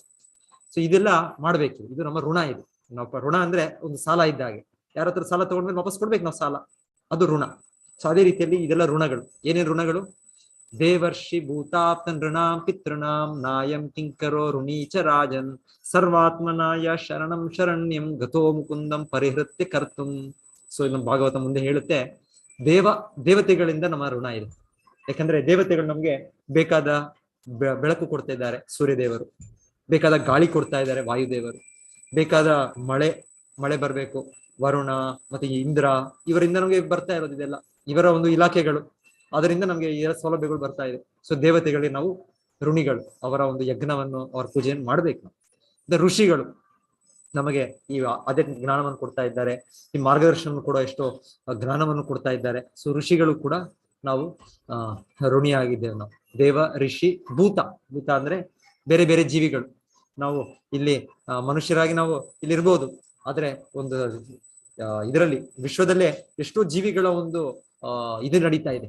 ನಮ್ಗೆ ಗಿಡ ಮರಗಳು ನಮ್ಗೆ ಹಣ್ಣು ಕೊಡುತ್ತವೆ, ಗಿಡ ಎಷ್ಟೆಷ್ಟೋ ಆಹಾರ ಕೊಡ್ತವೆ, ಧಾನ್ಯಗಳು ಕೊಡ್ತವೆ, ಮತ್ತೆ ನಮ್ಗೆ ಇದು ಕೊಡುತ್ತೆ, ಆಶ್ರಯ ಕೊಡ್ತವೆ, ನೆರಳು ಕೊಡುತ್ತವೆ. ಸೊ ಇದು ಗಿಡ ಮರಗಳು ಬಿಟ್ಟು ಎಷ್ಟೋ ಪ್ರಾಣಿಗಳಿವೆ. ಪ್ರಾಣಿಗಳು, ನಾಯಿಗಳಿಂದ ಎಷ್ಟು ಸೇವೆ ಪಡಿತೇವೆ, ಈ ಗೋಮಾತೆಯಿಂದ ನಾವು ಎಷ್ಟು ಸೇವೆ ಪಡಿತೇವೆ, ಹಾಗೂ ಎತ್ತುವಿಂದ, ಬೇರೆದು ಕತ್ತೆಗಳು, ಇದೆಲ್ಲದರಿಂದ ನಾವು ಎಷ್ಟೋ ಸೇವೆ ಪಡಿತಾ ಇದ್ದೇವೆ ಸಮಾಜದಲ್ಲಿ ಈ ಪ್ರಾಣಿಗಳಿಂದ. ಸೊ ಇದಕ್ಕೂ ಕೂಡ ನಮ್ಮ ಋಣಿಗಳು. ದೇವ, ಋಷಿ, ಭೂತ, ಆಪ್ತ. ಆಪ್ತ ಅಂದ್ರೆ ನಮ್ಮ ಬಂಧುಗಳು. ನಮ್ಮ ತಂದೆ ತಾಯಿಯರು ಇದ್ದಾರೆ, ಅದ್ ಬಿಟ್ಟು ಬೇರೆ ಬಂಧುಗಳು ಇದ್ದಾರೆ. ದೇವ, ಋಷಿ, ಭೂತ, ಆಪ್ತ, ನೃಣಾಂ ಪಿತೃಣಾಂ. ನೃಣಾಂ ಅಂದ್ರೆ ಮಾನವ ಸಮಾಜ. ಮಾನವ ಸಮಾಜ, ನಾನು ಇಲ್ಲಿ ಕೂತ್ಕೊಂಡು ಇಲ್ಲಿ ಮಾತಾಡ್ತಾ ಇದ್ದೀನಿ, ಪ್ರವಚನ ಕೊಡ್ತಾ ಇದ್ದಾರೆ, ನನಗೆ ಆಹಾರ ಬೇಕು. ಇದನ್ನ ಯಾರು ಕೊಡ್ತಾ ಇದ್ದಾರೆ ನನಗೆ? ಯಾರೋ ರೈತರು ಅಲ್ಲಿ ಕಷ್ಟ ಪಡ್ತಾ ಇದ್ದಾರೆ, ಅಷ್ಟು ಬಿಸಿಲಿನಲ್ಲಿ, ಅಷ್ಟು ಗಾಳಿಯಲ್ಲಿ, ಅಷ್ಟು ಮಳೆಯಲ್ಲಿ. ಮತ್ತೆ ಇನ್ಯಾರೋ ವ್ಯಾಪಾರಿಗಳು ಒಂದು ಕಡೆ ಇನ್ನೊಂದ್ ಕಡೆ ತಗೊಂಡ್ಬರ್ತಾ ಇದ್ದಾರೆ. ಅವರು ಎಷ್ಟು ಶ್ರಮ ಪಡ್ತಾ ಇದ್ದಾರೆ. ಇಲ್ಲಾಂದ್ರೆ ನಾನು ಬಟ್ಟೆ ಇಲ್ವೋ ಧರಿಸಿದ್ದೇನೆ ಅಂದ್ರೆ ಇದನ್ನು ತಯಾರಿ ಮಾಡುವ ಯಾರೋ ಒಬ್ರು ಇದ್ದಾರೆ. ಸೊ ಇವರೆಲ್ಲರೂ ಕೂಡ ನಾನು ಆಭಾರಿಯಾಗಿರ್ಬೇಕು, ನಾನು ಋಣಿನ. ದೇವರ್ಷಿ ಭೂತಾಪ್ತ ನೃಣಾಂ ಪಿತೃಣಾಂ. ಪಿತೃಣಾಂ ಅಂದ್ರೆ ನನ್ನ ತಂದೆ, ಮತ್ತೆ ಅದರಲ್ಲೂ ನಮ್ಮ ಹಿಂದೆ ತಾತ ಮುತ್ತಾತ ಇವರ ವಂಶದಲ್ಲಿ ನಾನು ಹುಟ್ಟಿ ಬಂದಿದ್ದೇನೆ. ಅವರಿಂದ ನಾನು ಇದರಲ್ಲಿ ಎಷ್ಟೋ ಆಸ್ತಿಯನ್ನು ಪಡಿತೇನೋ, ಇಲ್ಲಾಂದ್ರೆ ಅವರಿಂದ ನಮ್ಮ ತಂದೆಯ ಜನ್ಮ ಆಗಿದೆ, ಸೊ ಅದೇ ಒಂದು ಕುಟುಂಬದಲ್ಲಿ ನಾನು ಬಂದಿದ್ದೇನೋ, ಸೊ ಅವರು ಕೂಡ ನಾನು ಋಣಿಯಾಗಿದ್ದೆ. ಹಾಗಾಗಿ ಈ ಪಿತೃ ಕಾರ್ಯಗಳು ಮಾಡ್ಬೇಕು. ಆದ್ರೆ ಇಲ್ಲಿ ಹೇಳೋದು, ಶುದ್ಧ ಭಕ್ತರಾದವರು ಅವರು ಕೃಷ್ಣನನ್ನು ಆಶ್ರಯಿಸೋದ್ರಿಂದ ಅವರು ಇದನ್ನು ನಿರ್ಲಕ್ಷಿಸಬಹುದು. ಇಲ್ಲಾಂದ್ರೆ ಸಾಮಾನ್ಯವಾಗಿ ಪ್ರತಿಯೊಬ್ಬರು ಈ ಕರ್ತವ್ಯಗಳನ್ನು, ಈ ಋಣವನ್ನು ತೀರಿಸಲೇಬೇಕು. ಹುಟ್ಟಿದ ಮೇಲೆ ನಾವು ಜೀವನ, ಮಾನವ ಜನ್ಮದಲ್ಲಿ ಇದೆಲ್ಲ ತೀರಿಸೇ ನಾವು ನೆಕ್ಸ್ಟ್ ಜನ್ಮಕ್ಕೆ ಹೋದಾಗ ನಮಗೆ ಇದರ ಕರ್ಮ ಬರೋದಿಲ್ಲ. ಇಲ್ಲಾಂದ್ರೆ ಇದೆಲ್ಲ ಹಿಂದೆ ನಿಂತ್ಕೊಂಡಿದೆ ನಮ್ಗೆ. ದೇವ, ಋಷಿ, ಭೂತ, ಯಾವ್ದೋ ಋಣಗಳಿವೆ, ದೇವ ಋಣ, ಋಷಿ ಋಣ, ಭೂತ ಋಣ, ಇದೆಲ್ಲವೂ ಕೂಡ ನಮ್ಗೆ ನಮ್ ಹಿಂದೆ ಬೆನ್ನಟ್ಟಿ ಬರುತ್ತೆ, ಈ ಕರ್ಮ ಬರುತ್ತೆ. ಸೊ ಆದ್ರೆ ಇಲ್ಲಿ ಹೇಳ್ತಾ ಇರೋದು ಯಾರು? ಮಾಧವೇಂದ್ರ ಪುರಿಗಳು, ಭೋ ದೇವ ಪಿತರಶ್ಚ ತರ್ಪಣ ವಿಧೌ ನಾಹಂ ಕ್ಷಮಾ ಕ್ಷಮ್ಯತಾಂ. ಪಿತೃಗಳೇ, ಹೇ ದೇವತೆಗಳೇ, ದಯವಿಟ್ಟು ನನ್ನನ್ನು ಕ್ಷಮಿಸಿ. ನಿಮ್ಮ ತುಷ್ಟಿಗಾಗಿ ಇನ್ನು ಮೇಲೆ ನಾನು ಯಾವ ಅರ್ಪಣೆಗಳನ್ನು ಮಾಡಲಾರೆ. ನಾನು ಎಲ್ಲಿಯೇ ಇರಲಿ. ಯಾಕೆ ಅವರು ಹೇಳಕ್ಕೆ ಸಾಧ್ಯ ಆಗುತ್ತೆ ಅಂದ್ರೆ, ಅವರ ಸ್ಥಿತಿ ನೋಡಿ, ಅವರ ಮಹಾತ್ಮರ ಸ್ಥಿತಿ ನೋಡಿ. ನಾನು ಎಲ್ಲಿಯೇ ಇರಲಿ, ಯಾವ ಸ್ಥಳದಲ್ಲಿಯೇ ಇರಲಿ, ಯದುವಂಶದ ಮಹಾನುಭಾವನನ್ನು, ಕಂಸನ ಮಹಾಶತ್ರುವನ್ನು, ಭಗವಾನ್ ಕೃಷ್ಣನನ್ನು ಕೇವಲ ಸ್ಮರಿಸುವ ಮಾತ್ರದಿಂದಲೇ ಸಕಲ ಪಾಪ ಪ್ರತಿಫಲಗಳಿಂದ ಮುಕ್ತನಾಗಲು ತೀರ್ಮಾನಿಸಿದ್ದೇನೆ. ಅಂದ್ರೆ ಅವರು ಸತತವಾಗಿ ಕೃಷ್ಣನ ಸ್ಮರಿಸಿದ್ದಾರೆ. ಸತತಂ ಸ್ಮರ್ತವ್ಯೋ ವಿಷ್ಣು ವಿಸ್ಮರ್ತವ್ಯ ನ ಜಾತು ಚಿತ್ ಸರ್ವೇ ವಿಧಿ ನಿಷೇಧಸ್ಯು ಏತಯೋರೇವ ಕಿಂಕರಃ. ಸೊ ಎಲ್ಲ ನಿಯಮಗಳು ಏನೇನಿದೆ, ಧರ್ಮ ಆಚರಣೆಗಳಿದೆ, ಎಲ್ಲವೂ ಇರೋದು ಯಾಕೆ? ಕೃಷ್ಣನನ್ನು ಸದಾ ಸ್ಮರಿಸೋದಕ್ಕೆ ಇರೋದು. ಕೃಷ್ಣನ ಒಂದು ಸೆಕೆಂಡ್ ಮರಿಬಾರದು, ಅದಕ್ಕೋಸ್ಕರ ಇರೋದು. ಸೊ ಆಗಲೇ ಇವರು ಆ ಹಂತದಲ್ಲಿ ಇದ್ದಾರೆ. ಸೊ ಆಗ್ಲೇ ಆ ಹಂತದಲ್ಲಿ ಇರೋ ವ್ಯಕ್ತಿಗಳು ಈ ಋಣಗಳನ್ನ ಮಾಡೋ ಅಗತ್ಯ ಇದೆ. ಇಲ್ಲಾಂದ್ರೆ ನಮಗೆ ಅಗತ್ಯ ಇದೆ. ನಾವು ಬೇರೆಯವರೆಲ್ಲರೂ ನಮಗೆ ಈ ಕರ್ಮ ಹಿಂದೆ ಇದೆ, ನಾವು ತಂದೆ ತಾಯಿಯರನ್ನ ಬಿಟ್ಟು ಬಂದಿದ್ದೇವೆ, ಇನ್ನೊಂದು ಇಲ್ಲಿ ಇದ್ದೇವೆ, ಇನ್ನೊಂದು ಮಾಡ್ತಾ ಇದ್ದೇವೆ, ನಮಗೆ ಆ ಕರ್ಮ ಇದೆ ನಮ್ಗೆ, ಇಲ್ಲ ಅಂತಲ್ಲ. ಆದ್ರೆ ಕೃಷ್ಣ ಭಕ್ತಿಯಲ್ಲಿ ನಾವು ತೀವ್ರವಾಗಿ ತಗೊಂಡ್ರೆ, ಕೃಷ್ಣನು ಇಚ್ಛೆ ಪಟ್ರೆ ಅದನ್ನು ಮನ್ನಣೆ ಕೊಡ್ಬೋದು. ಇಲ್ಲ ಅಂದ್ರೆ ಈ ಕರ್ಮವು ನಮ್ಮ ಹಿಂದೆ ಇದೆ. ಸೊ ಇದು ಇಲ್ಲಿ ಇವರೆಲ್ಲ ಯಾರು, ಮಾಧವೇಂದ್ರ ಪುರಿ ಆಗ್ಬೋದು, ರೂಪ ಗೋಸ್ವಾಮಿ ಆಗ್ಬೋದು, ಇವರೆಲ್ಲರೂ ಆ ಒಂದು ಉನ್ನತವಾದ ಸ್ಥಾನದಲ್ಲಿರೋದ್ರಿಂದ ಅವರು ಇವೆಲ್ಲ ಮಾಡೋ ಅಗತ್ಯ ಇಲ್ಲ. ಈ ಸಾಧಾರಣವಾಗಿ ಹೇಳುವ ಈ ಧರ್ಮ ಕಾರ್ಯಗಳು, ಈ ವೈದಿಕ ಯಜ್ಞಗಳು, ಪೂಜೆಗಳು, ಇದೆಲ್ಲ ಮಾಡೋ ಅಗತ್ಯ ಇಲ್ಲ ಅಂತ ಇಲ್ಲಿ ಹೇಳ್ತಾ ಇರೋದು. ಭಕ್ತ ಪ್ರಹ್ಲಾದರು ಕೂಡ ಹೇಳ್ತಾ ಇದ್ದಾರೆ, ಧರ್ಮ, ಅರ್ಥ, ಕಾಮಗಳು ಮೋಕ್ಷ ಮಾರ್ಗವನ್ನು ಪಡೆಯುವ 3 ಸಾಧನೆಗಳೆಂದು ಪ್ರಸಿದ್ಧವಾಗಿದೆ. ಇವುಗಳಲ್ಲಿ ಮುಖ್ಯವಾಗಿ ಈಕ್ಷಾತ್ರಯಿ ಎಂದರೆ ಆತ್ಮಜ್ಞಾನ, ಕಾಮ್ಯ ಕರ್ಮ ಜ್ಞಾನ, ತರ್ಕ, ರಾಜಕೀಯ, ಅರ್ಥಶಾಸ್ತ್ರಗಳು ಮತ್ತು ವಿವಿಧ ಜೀವನ ಸಾಧನಗಳು. ಇವೆಲ್ಲವೂ ವೈದಿಕ ವಿದ್ಯೆಯ ವಿವಿಧ ವಿಷಯಗಳು. ಆದುದರಿಂದ ಅವನ್ನು ತಾತ್ಕಾಲಿಕ ಕಾರ್ಯಗಳೆಂದು ನಾನು ಪರಿಗಣಿಸುತ್ತೇನೆ. ಬದಲಿಗೆ ಪರಮಪ್ರಭುವಾದ ವಿಷ್ಣುವಿಗೆ ಶರಣಾಗುವುದರಿಂದ ಜೀವನದಲ್ಲಿ ನಿಜವಾದ ಲಾಭವನ್ನು ಪಡೆಯಬಹುದು. ಅದೇ ಅಂತಿಮ ಸತ್ಯವೆಂದು ನಾನು ಪರಿಗಣಿಸುತ್ತೇನೆ. ಸೊ ಆಕ್ಚುಲಿ ನಮಗೆ ಶ್ರೀಲ ಪ್ರಭುಪಾದರು, ನಮಗೆ ಭಾಗವತವು ಇಲ್ಲಿ ಕೊಡ್ತಾ ಇರೋದು ನೇರ ಮಾರ್ಗ ಕೊಡ್ತಾರೆ. ಸಾಮಾನ್ಯವಾಗಿ ನಾವು ಧರ್ಮ, ಅರ್ಥ, ಕಾಮ, ಮೋಕ್ಷ, ಚತುರ್ಪುರುಷಾರ್ಥ ಅಂತ ಹೇಳೋದು, ಇದು ಬರುವಂಥದ್ದು ನಿಧಾನವಾಗಿ. ಆದ್ರೆ ನಮ್ಗೆ ಶ್ರೀ ಚೈತನ್ಯ ಮಹಾಪ್ರಭು ಸಾಕ್ಷಾತ್ ಶ್ರೀಕೃಷ್ಣನೇ ನಮಗೆ ಅವತರಿಸಿ ಕೊಟ್ಟಿರೋ ವಿಧಾನ, ಈ ಭಾಗವತ ಗ್ರಂಥವು ಕೂಡ ಕೊಡ್ತಾ ಇರೋದು. ಇದು ಅಮಲ ಪುರಾಣ ಅಂತ ಹೇಳ್ತಾರೆ. ಇದು ನೇರವಾಗಿ ನಾವು ಕೃಷ್ಣನ ಆಶ್ರಯಿಸಬೇಕು. ಇದರ ಒಂದು ಇದಾಗಿ ನಮಗೆ ಇದು ಇಲ್ಲಿ ಹೇಳ್ತಾ ಇರೋದು, ಸಲಹೆ ಹೇಳ್ತಾ ಇರೋದು, ನಮಗೆ ಮಾರ್ಗದರ್ಶನ ಕೊಡ್ತಾ ಇರೋದು. ಸೊ ಆಚಾರ್ಯರು ನಮ್ಮ ಕಾಲ ಸಮಯ ತಕ್ಕಂತೆ ಎಷ್ಟೆಷ್ಟು ನಾವು ಈ ಪಾಲನೆ ಮಾಡ್ಬೋದು, ಎಷ್ಟೆಷ್ಟು ನಮ್ಮ ಗೃಹಸ್ಥ ಧರ್ಮದ ಧರ್ಮ ಕಾರ್ಯಗಳಿರ್ತವೆ, ಇನ್ನೊಂದು ಕರ್ಮಕಾಂಡ ವಿಚಾರಗಳಿರ್ತವೆ, ಅದನ್ನೆಷ್ಟು ಬೇಕು ಅವರ ಮಾರ್ಗದರ್ಶನದಲ್ಲಿ, ಅವರ ಆಶ್ರಯದಲ್ಲಿ ನಾವು ಮಾಡ್ಬೇಕು. ಅವಾಗ ನಮ್ಮ ಜೀವನದ ಆಧ್ಯಾತ್ಮಿಕ ಪ್ರಗತಿ ತುಂಬಾ ಬೇಗ, ತುಂಬಾ ಸೊಗಸಾಗಿ, ತುಂಬಾ ಸುಲಭವಾಗಿ ಹೋಗ್ತದೆ. ಇಲ್ಲ ಅಂದ್ರೆ ತುಂಬಾ ಸಮಯ ಬೇಕು. ಇವಾಗ ಪರೀಕ್ಷಿತ್ ಮಹಾರಾಜರು ಅವರಿಗೆ ಶುಕಮುನಿಗಳ ಭೇಟಿ ಮಾಡಿದ ತಕ್ಷಣ ಅವ್ರಿಗೆ ಚಿಂತನೆ ಇತ್ತು, ಆಗ್ಲೇ ಶುಕಮುನಿಗಳು ಕೂಡ ಸರ್ಟಿಫೈ ಮಾಡಿದ್ರು, ಕರೆಕ್ಟ್, ನೀನ್ ಏನ್ ಯೋಚನೆ ಮಾಡ್ತಾ ಇದ್ದೆ ಸರಿ, ನೀನೀಗ ಕೃಷ್ಣನ ಸ್ಮರಿಸು ಸಾಕು, ಬೇರೆದೆಲ್ಲ ವಿಚಾರಗಳು ಪಕ್ಕಕ್ಕೆ ಇಡು, ಬೇರೆ ಅಗತ್ಯ ಇಲ್ಲ, ಬೇರೆ ಯಾವ ಒಂದು ಧರ್ಮ ಕಾರ್ಯಗಳ ಅಗತ್ಯ ಇಲ್ಲ, ಕೇವಲ ಈ ಭಾಗವತವನ್ನು ನನ್ನಿಂದ ನೀನು ಶ್ರವಣ ಮಾಡು ಸಾಕು. ಸೊ ಅವರು ಅವ್ರಿಗೆ ಆಶ್ವಾಸನೆ ಕೊಟ್ಟು ಹೇಳ್ತಾ ಇದ್ದಾರೆ. ಸೊ ಗೀತೆಯಲ್ಲಿ ಈ ಎಲ್ಲ ವಿಚಾರವನ್ನು ಭಗವದ್ಗೀತೆಯಲ್ಲಿ ವ್ಯವಸಾಯಾತ್ಮಿಕ ಬುದ್ಧಿ ಅಥವಾ ಸಿದ್ಧಿಯ ಪರಮ ಮಾರ್ಗ ಎಂದು ತೀರ್ಮಾನಿಸಲಾಗಿದೆ. ವ್ಯವಸಾಯಾತ್ಮಿಕ ಬುದ್ಧಿ ಏಕೇಹ ಕರುನಂದನ ಬಹುಶಾಖಾಯ ಅನಂತಾಶ ಬುದ್ಧಯೋ ಅವ್ಯವಸಾಯಿನ. ಸೊ ವ್ಯವಸಾಯಾತ್ಮಿಕ ಬುದ್ಧಿ ಅಂದ್ರೆ ಒಂದು ಬುದ್ಧಿ, ಎರಡು ಮನಸ್ಸು, ಎರಡು ಇಲ್ಲ, ಮೂರು ಇಲ್ಲ, ದ್ವಂದ್ವ ಇಲ್ಲ, ಕನ್ಫ್ಯೂಷನ್ ಇಲ್ಲ. ಯಾವಾಗ ಸಾಧ್ಯ ಆಗುತ್ತೆ ಅಂದ್ರೆ ನಾವು ಕೃಷ್ಣನ ಪಾದಗಳಲ್ಲಿ ನಮ್ಮ ಮನಸ್ಸನ್ನಿಟ್ಟಾಗ ಅದು ಸಾಧ್ಯ ಆಗುತ್ತೆ. ಮಹಾವೈಷ್ಣವ ವಿದ್ವಾಂಸರಾದ ಶ್ರೀ ಬಲದೇವ ವಿದ್ಯಾಭೂಷಣರು ಇದನ್ನು ಭಗವದ್ ಅರ್ಚನಾ ರೂಪೈಕ ನಿಷ್ಕಾಮ ಕರ್ಮಭಿರ್ ವಿಶುದ್ಧ ಚಿತ್ತ, ಕಾಮ್ಯ ಕರ್ಮಗಳಿಂದ ಮುಕ್ತವಾದ ಭಗವಂತನ ಅಲೌಕಿಕ ಪ್ರೇಮ ಸೇವೆಯೇ ಆದ್ಯ ಕರ್ತವ್ಯವೆಂದು ವ್ಯಾಖ್ಯಾನಿಸುತ್ತಾರೆ. ಆಕ್ಚುಲಿ ಇದು ನಮ್ಮ ಆದಿ ಕರ್ತವ್ಯಗಳಿದೆ, ಈ ದೇಹಕ್ಕೆ ಸಂಬಂಧಪಟ್ಟ ಕರ್ತವ್ಯಗಳಿದೆ, ಆದ್ರೆ ನಾವು ದೇಹದಲ್ಲಿರೋ ಆತ್ಮ. ಸೊ ನಮ್ಮ ಏನು ಮೂಲ ಕರ್ತವ್ಯ, ಜೀವೇರ ಸ್ವರೂಪ ಹಾಯ್ ನಿತ್ಯೇರ ಕೃಷ್ಣ ದಾಸ್. ನಮ್ಮ ನಿಜವಾದ ಕರ್ತವ್ಯ ಅಂದ್ರೆ ಕೃಷ್ಣನನ್ನು ಕೃಷ್ಣನನ್ನು ಸೇವೆ ಮಾಡಿ ಕೃಷ್ಣನಿಗೆ ಸಂತೃಪ್ತಿ ಮಾಡೋದು ನಮ್ಮ ಕರ್ತವ್ಯ, ನಮ್ಮ ಮೂಲ ಕರ್ತವ್ಯ. ಸೊ ಮಹಾರಾಜ ಪರೀಕ್ಷಿತರು ಆ ಒಂದು ನೆಲೆಗೆ ಇರೋದ್ರಿಂದ ಅವರು ಈ ಕೆಳವರ್ಗದ ಧರ್ಮ ಕಾರ್ಯಗಳನ್ನು ಅವ್ರು ಲೆಕ್ಕಿಸದೆ ಅವರು ತಕ್ಷಣ ಅವರು ಸಂಪೂರ್ಣವಾಗಿ ಅದರಲ್ಲಿ ನೆಲೆಗೊಂಡ್ರು ಅಂತ ನಮಗೆ ಇಲ್ಲಿ ತಿಳಿಸ್ತಾರೆ. ಧನ್ಯವಾದಗಳು ಎಲ್ಲ ಭಕ್ತರಿಗೂ. ನಾಳೆ ಏಕಾದಶಿ. ಸೊ ಏಕಾದಶಿ ಮಹಾತ್ಮೆ ಮಾತಾಜಿ ಏನಾದ್ರು ಸಿಕ್ಕಿದೆ? ಎಸ್ ಪ್ರಭು, ನಾನು ಶೇರ್ ಮಾಡ್ತೀನಿ. ಶೇರ್ ಮಾಡೋಗ್ತೀರಾ? ಶೇರ್ ಮಾಡ್ತೀನಿ.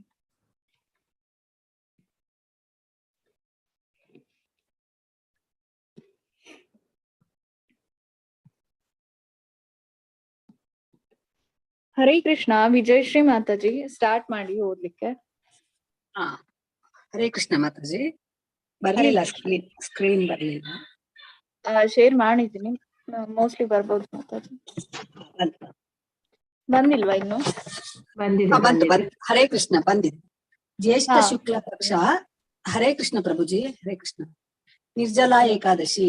ಭೀಮಸೇನನು ಕೇಳುತ್ತಾನೆ, ಹೇ ಪಿತಾಮಹರಾದ ವ್ಯಾಸರೇ, ನೀವು ಬಹಳ ಬುದ್ಧಿವಂತರು ಇರುವಿರಿ. ನಾನು ಹೇಳುವುದೇನು ಕೇಳಿರಿ. ಯುಧಿಷ್ಠಿರನು, ಕುಂತಿ ಮಾತೆಯು, ದ್ರೌಪದಿಯು, ಅರ್ಜುನನು ಮತ್ತು ನಕುಲ ಸಹದೇವರು ಇವರೆಲ್ಲರೂ ಏಕಾದಶಿ ಎಂದು ಭೋಜನ ಮಾಡುವುದಿಲ್ಲ. ಅವರು ನನಗೆ ಅನ್ನುತ್ತಾರೆ, ಎಲೆ ರುಕೋದರನೆ, ನೀನು ಏಕಾದಶಿ ಊಟ ಮಾಡಬೇಡ. ನಾನು ಅವರಿಗೆ ಅನ್ನುತ್ತೇನೆ, ನನಗೆ ಹಸಿವೆಯು ಸಹಿಸಲಿಕ್ಕೆ ಆಗುವುದಿಲ್ಲ. ತಾತ ಅವರಿಗೆ ಹೇಳುತ್ತೇನೆ, ನಾನು ಬೇಕಾದರೆ ವ್ರತ ಮಾಡುತ್ತೇನೆ, ಕೇಶವನ ಪೂಜೆ ಮಾಡುತ್ತೇನೆ. ಆದರೆ ಏಕಾದಶಿಯ ಹೊರತಾಗಿ ಯಾವ ವ್ರತ ಮಾಡುವುದರಿಂದ ಏಕಾದಶಿ ಫಲವು ನನಗೆ ಸಿಗುವುದು? ಭೀಮಸೇನನ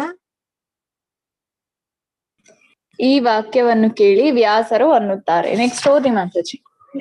ಭೀಮಸೇನ, ನಿನಗೆ ನರಕದ ಭಯದ ಸ್ವರ್ಗದ ಇಚ್ಛೆ ಇದ್ದರೆ ನೀನು ಶುಕ್ಲ ಪಕ್ಷದಲ್ಲಿಯ ಮತ್ತು ಕೃಷ್ಣ ಪಕ್ಷದಲ್ಲಿಯ ಏಕಾದಶಿ ದಿವಸ ಊಟ ಮಾಡಬೇಡ.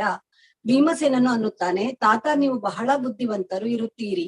ನಿಮಗೆ ನಾನು ನಿಜವಾಗಿ ಹೇಳುತ್ತೇನೆ, ನನಗೆ ಒಂದು ಹೊತ್ತು ಊಟ ಮಾಡಿ ಸಹ ಉಪವಾಸವಿರಲು ಶಕ್ಯವಿಲ್ಲ.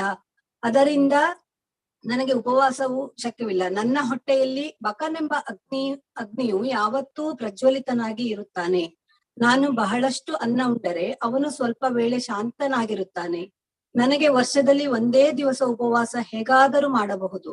ಆದ್ದರಿಂದ ನನಗೆ ಅಂತಹದ್ದನ್ನೇ ಹೇಳಿರಿ. ಅದು ಯಾವುದು ಮಾಡಬೇಕು?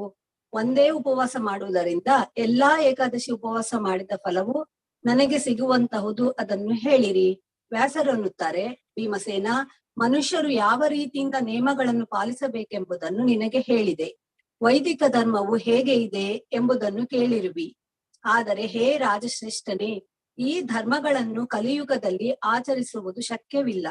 ಕಡಿಮೆ ಖರ್ಚಿನಲ್ಲಿ ಮತ್ತು ಸ್ವಲ್ಪ ಉಪಾಯ ಮಾತ್ರದಿಂದ ಮಹಾಫಲವು ಕೊಡುವಂತ ಪುರಾಣದಲ್ಲಿಯ ಸಾರವನ್ನು ನಾನು ನಿನಗೆ ಹೇಳುತ್ತೇನೆ, ಕೇಳು.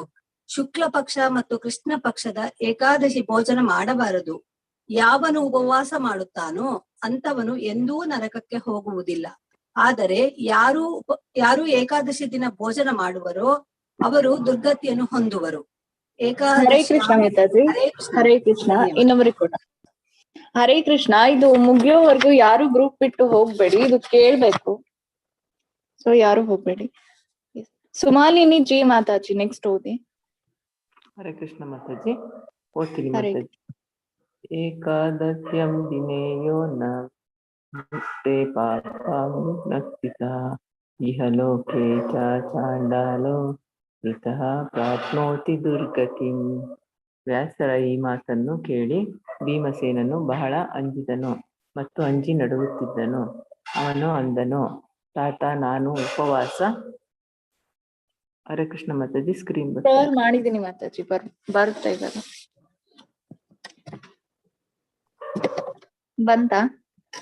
ಬಂತು ಮಾತಾಜಿ. ಮಾಡಲು ಅಸಮರ್ಥನಿರುವೆನು.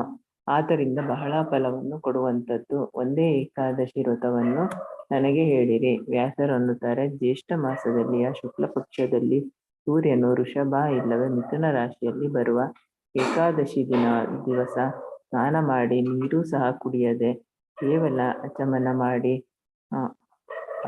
ಮಾಡಿ ಉಪವಾಸ ಮಾಡಬೇಕು. ಈ ವ್ರತ ಮಾಡುವವರು ಸೂರ್ಯೋದಯದಿಂದ ಮರುದಿನದ ಸೂರ್ಯೋದಯದವರೆಗೆ ನೀರು ಸಹ ಕುಡಿಯದಂತೆ ವ್ರತವನ್ನು ಪಾಲಿಸಬೇಕು. ಅಂದರೆ ಅವರಿಗೆ 12 ಏಕಾದಶಿ ಮಾಡಿದ ಫಲವು ಸಿಗುತ್ತದೆ.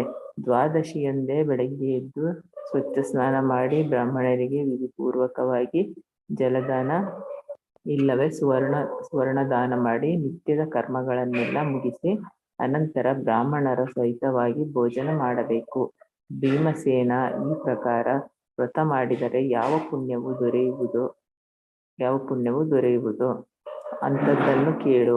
ಒಂದು ವರ್ಷದಲ್ಲಿ ಎಷ್ಟು ಏಕಾದಶಿ ಬರುವಷ್ಟು ಅಷ್ಟು ಏಕಾದಶಿಯ ಫಲವು ಈ ಏಕಾದಶಿ ಮಾಡುವುದರಿಂದ ದೊರೆಯುತ್ತದೆ. ಇದರಲ್ಲಿ ಸಂಶಯವಿಲ್ಲ.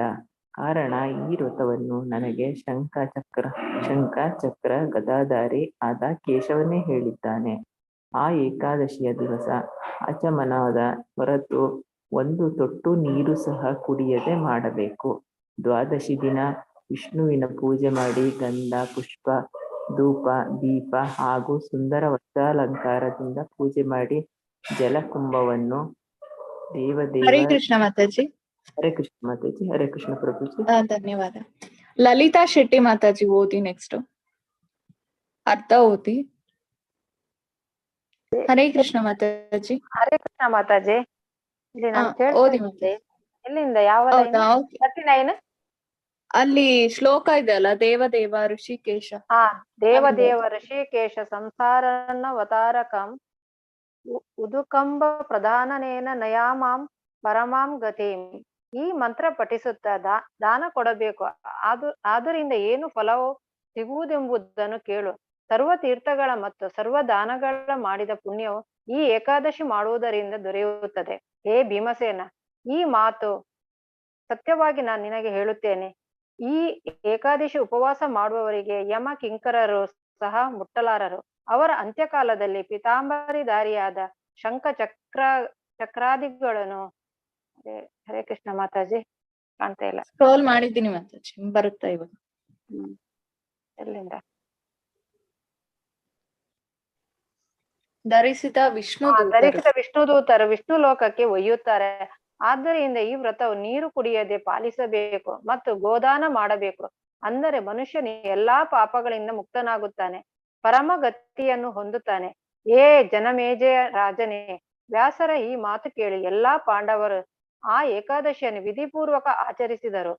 ಭೀಮಸೇನನು ಆ ದಿವಸದಿಂದ ಕಲ್ಯಾಣಕರಕವಾದ ಈ ವ್ರತವನ್ನು ಪಾಲಿಸಿದನು. ಆದ್ದರಿಂದ ಆ ಏಕಾದಶಿಯು ನಿರ್ಜಲ ಏಕಾದಶಿ ಇಲ್ಲವೇ ಪಾಂಡವ ಏಕಾದಶಿ ಅಥವಾ ಭೀಮಸೇನ ಏಕಾದಶಿ ಎಂಬ ಹೆಸರಿನಿಂದ ಲೋಕದಲ್ಲಿ ಪ್ರಸಿದ್ಧವಾಯಿತು. ಹೇ ಪೃಥ್ವಿಯ ರಾಜನೇ, ಕೇಳು. ಭೀಮಸೇನನು ಯಾವ ಕಾಲದಲ್ಲಿ ಆ ಏಕಾದಶಿ ಮಾಡಿದನೋ ಅಂದು ಅವನು ಹಸಿವೆ ನೀರಡಿಕೆಯಿಂದ ಬಹಳ ಬಳಲಿದನು. ಅವನು ರಾತ್ರಿಯ 2 ಪ್ರಹರಗಳನ್ನು ಹೇಗೋ ಕಳೆದನು. 3ನೇ ಗಳಿಗೆಯಲ್ಲಿ ಅವನ ಹಸಿವೆ ನೀರಡಿಕೆ ಹೆಚ್ಚಾಯಿತು. ಆಗ ಅವನು ಗಂಗಾ ನದಿಗೆ ಹೋಗಿ ಬಹಳ ಹೊತ್ತು ಗಂಗೆಯಲ್ಲಿ ಕುಳಿತುಕೊಂಡು ಮತ್ತು ಸ್ನಾನ ಮಾಡಿದನು. ಆಗ ಕೃಷ್ಣ ಮಾತಾಜಿ. ಹರೇ ಕೃಷ್ಣ. ಇನ್ನೊಂದ್ 3 ಜನ ಓದ್ಬೋದು. ಎಸ್, ಬೃಂದಾ ಮಾತಾಜಿ ಓದಿ. ಹರೇ ಕೃಷ್ಣ. ಹರೇ ಕೃಷ್ಣ. 3ನೇ ಗಳಿಗೆಯಲ್ಲಿ ಅವನ ಹಸಿವು ನೀರಾಡಿಕೆ ಹೆಚ್ಚಾಯಿತು. ಆಗ ಅವನು ಗಂಗಾ ನದಿಗೆ ಹೋಗಿ ಬಹಳ ಹೊತ್ತು ಗಂಗೆಯಲ್ಲಿ ಕುಳಿತುಕೊಂಡನು ಮತ್ತು ಸ್ನಾನ ಮಾಡಿದನು. ಆಗ ಅವನಿಗೆ ಸ್ವಲ್ಪ ಆರಾಮವಾಯಿತು. ಉಪವಾಸದ ರಾತ್ರಿಯು ಅವನಿಗೆ ಬಹಳ ಕಷ್ಟಕರವಾಯಿತು. ಆದರೂ ಅವನು ವ್ಯಾಸರು ಹೇಳಿದಂತೆ ವ್ರತವನ್ನು ಪಾಲಿಸಿದನು. ಆ ನಿರ್ಜಲ ಏಕಾದಶಿಯಂದು ಭೀಮಸೇನನು ಮಾಡಿದ ಸ್ನಾನದ ಸ್ಮರಣ ಮಾತ್ರಕ್ಕಾಗಿ ಬೆಳಗಿನಲ್ಲಿ ಮತ್ತೊಮ್ಮೆ ಸ್ನಾನ ಮಾಡಬೇಕು. ಹೇ ರಾಜನೇ, ನೀನು ಸರ್ವ ಪಾಪಗಳ ಶಮನಾರ್ಥಕವಾಗಿ ಪ್ರಯತ್ನಪೂರ್ವಕವಾಗಿ ಉಪವಾಸ ಮಾಡಿ ಭಗವಂತನ ಆರಾಧನೆ ಮಾಡು. ಏಕಾದಶಿ ದಿವಸ ಮುಂಜಾನೆ ಶುದ್ಧನಾಗಿ ಸಂಕಲ್ಪ ಮಾಡಬೇಕು. ಹೇ ದೇವಾದಿದೇವ, ಇಂದು ಹರಿದಿನವಿರುವುದು. ಆದ್ದರಿಂದ ನಾನು 1 ತೊಟ್ಟು ನೀರನ್ನು ಸಹ ಕುಡಿಯದೆ ಉಪವಾಸ ಮಾಡುತ್ತೇನೆ ಮತ್ತು ಮರುದಿನ ಪಾರಣೆ ಮಾಡುತ್ತೇನೆ ಎಂದು ಶ್ರದ್ಧಾಭಕ್ತಿಯಿಂದ ಅಂತಃಕರಣಪೂರ್ವಕವಾಗಿ ಉಪವಾಸ ಮಾಡಬೇಕು ಹಾಗೂ ಆ ದಿವಸ ಭಗವಂತನ ಆರಾಧನೆ ಮಾಡಬೇಕು. ಕಂಟಿನ್ಯೂ ಮಾಡ್ಲಾ ಮಾತಾಜಿ? ಓದಿ ಮಾತಾಜಿ. ಇನ್ನ 3 ಲೈನ್ಸ್ ಓದಿ. ಸ್ತ್ರೀಯರಾಗಲಿ ಅಥವಾ ಪುರುಷರಾಗಲಿ ಯಾರದೇ ಪಾಪ ಮೇರು ಅಥವಾ ಮಂದಾರ ಪರ್ವತ ದಷ್ಟಿದ್ದರೂ ಆ ಪಾಪರಾಶಿಯು ಈ ಏಕಾದಶಿ ಮಾಡಿದ ವ್ರತ ಪ್ರಭಾವದಿಂದ ಸುಟ್ಟು ಭಸ್ಮವಾಗುತ್ತದೆ. ಹರೇ ಕೃಷ್ಣ. ಹರೇ ಕೃಷ್ಣ ಮಾತಾಜಿ. ಧನ್ಯವಾದ. ಸರ್ವಮಂಗಳ ಮಾತಾಜಿ ಓದಿ. ಓದ್ತೀನಿ ಮಾತಾಜಿ. ಹರೇ ಕೃಷ್ಣ. ಹೇ ರಾಜನೇ, ಯಾವನಿಗೆ ಗೋದಾನ ಮಾಡುವ ಸಾಮರ್ಥ್ಯವಿರುವುದಿಲ್ಲವೋ ಅವನು ಒಂದು ಪಾತ್ರೆಯಲ್ಲಿ ಸುವರ್ಣ ಹಾಕಿ ವಸ್ತ್ರದಿಂದ ಸುತ್ತಿ ದಾನ ಮಾಡಬೇಕು. ಈ ಏಕಾದಶಿಯನ್ನು ನಿಯಮದಿಂದ ಪಾಲಿಸುವವನು ಬಹಳ ಪುಣ್ಯವಂತನಾಗುತ್ತಾನೆ. ಕಾರಣ ಅವನಿಗೆ ಉಪವಾಸದ ಪ್ರತ್ಯೇಕ ಗಳಿಗೆಯಲ್ಲಿ 4 ಕೋಟಿ ಸುವರ್ಣ ದಾನ ಮಾಡಿದ ಪುಣ್ಯವು ದೊರೆಯುತ್ತದೆ. ಯಾವ ಮನುಷ್ಯನು ಈ ಏಕಾದಶಿಯ ದಿವಸ ಸ್ನಾನ ಮಾಡಿ ಜಪ ತಪಾದಿಗಳನ್ನು ಮಾಡುತ್ತಾನೋ ಅವನು ಮಾಡಿದ ಪುಣ್ಯವು ಎಂದೂ ನಷ್ಟವಾಗುವುದಿಲ್ಲ ಎಂದು ಶ್ರೀಕೃಷ್ಣನೇ ಹೇಳಿರುತ್ತಾನೆ. ನಿರ್ಜಲ ಏಕಾದಶಿಯ ಉಪವಾಸವು ಭಕ್ತಿಯಿಂದ ಮಾಡಿದರೆ ಅವನಿಗೆ ವೈಷ್ಣವ ಪದ ಪ್ರಾಪ್ತಿಯಾಗುತ್ತದೆ. ಬೇರೆ ನಿಯಮ ನಿತ್ಯಗಳು ಬೇಕಾಗುವುದಿಲ್ಲ. ಈ ಏಕಾದಶಿಯ ದಿವಸ ಯಾವನು ಭೋಜನ ಮಾಡುತ್ತಾನೋ ಅವನು ತನ್ನ ಪಾಪಗಳನ್ನೇ ಭಕ್ಷಣ ಮಾಡುತ್ತಾನೆ. ಅವನಿಗೆ ಕೊನೆಗೆ ದುರ್ಗತಿ ಪ್ರಾಪ್ತವಾಗುತ್ತದೆ. ಮಹಾಪಾತಕವು ಬ್ರಹ್ಮಹತ್ಯಾದಿ ದೋಷಗಳು, ಗುರುದ್ವೇಷ ಮಾಡುವ ಪಾತಕವು, ಮದ್ಯಪಾನ ಮಾಡಿ ಜನರನ್ನು ಮೋಸಗೊಳಿಸಿದಂತ ಮಹಾಪಾತಕಗಳೆಲ್ಲ ಈ ಏಕಾದಶಿ ವ್ರತ ಮಾಡುವುದರಿಂದ ಎಲ್ಲಾ ಪಾಪಗಳು ಸುಟ್ಟು ಭಸ್ಮವಾಗುತ್ತವೆ. ನಿರ್ಜಲ ಏಕಾದಶಿಯ ದಿವಸ ಇಂದ್ರಿಯ ನಿಗ್ರಹ ಮಾಡಿ ಶ್ರದ್ಧಾ ಭಕ್ತಿಯುಕ್ತ ಅಂತಃಕರಣ ಪೂರ್ವಕ ಸ್ತ್ರೀ ಪುರುಷರು ಮತ್ತೇನು ಮಾಡಬೇಕೆಂಬುದನ್ನು ನಾನು ನಿನಗೆ ಹೇಳುತ್ತೇನೆ, ಕೇಳು. ಆ ದಿನ ನಾರಾಯಣನ ಪೂಜೆ ಮಾಡಿ ಬ್ರಾಹ್ಮಣ ಪೂಜೆ ಮಾಡಿ ಯಥಾಶಕ್ತಿ ದಾನ ಕೊಡಬೇಕು. ಹರೇ ಕೃಷ್ಣ ಮಾತಾಜಿ. ಹರೇ ಕೃಷ್ಣ. ಹರೇ ಕೃಷ್ಣ. ಧನ್ಯವಾದ. ಸುಮಂಗಲ ಮಾತಾಜಿ ಓದಿ. ಹರೇ ಕೃಷ್ಣ. ಸುಮಂಗಲ ಮಾತಾಜಿ. ಹರೇ ಕೃಷ್ಣ ಪ್ರಭುಜಿ. ಹರೇ ಕೃಷ್ಣ ಮಾತಾಜಿ. ಅನ್ನಂ ವಸ್ತ್ರಂ ತಥಾ ಗಾವೋ ಜಲಂ ಶಯಾಸನಂ ಶುಭಂ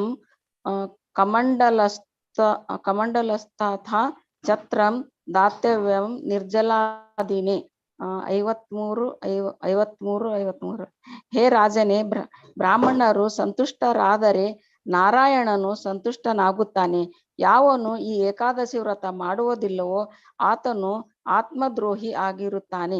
ಯಾರು ಶಾಂತ ಸ್ವಭಾವವುಳ್ಳವರು, ದಾನ ಧರ್ಮದಲ್ಲಿ ಆಸಕ್ತಿ ಉಳ್ಳವರು, ಉಪವಾಸ ಮಾಡಿ ವಾಸುದೇವನ ಪೂಜೆ ಮಾಡುವವರು, ಅವರು ನಮ್ಮ 100 ಮಂದಿ ಜರ ಸಹಿತವಾಗಿ ವಿಶ್ವಲೋಕಕ್ಕೆ ಪ್ರಾಪ್ತರಾಗುತ್ತಾರೆ. ಈ ಏಕಾದಶಿ ವಿಷ್ಣು ಲೋಕಕ್ಕೆ ಪ್ರಾಪ್ತವಾಗುತ್ತಾರೆ. ಈ ಏಕಾದಶಿಯ ಮಾರನೇ ದಿನ ಯಥಾಶಕ್ತಿ ದಾನಾದಿಗಳನ್ನು ಮಾಡಬೇಕು. ಯಾವ ಮನುಷ್ಯನು ಪರಣಿಯ ದಿವಸ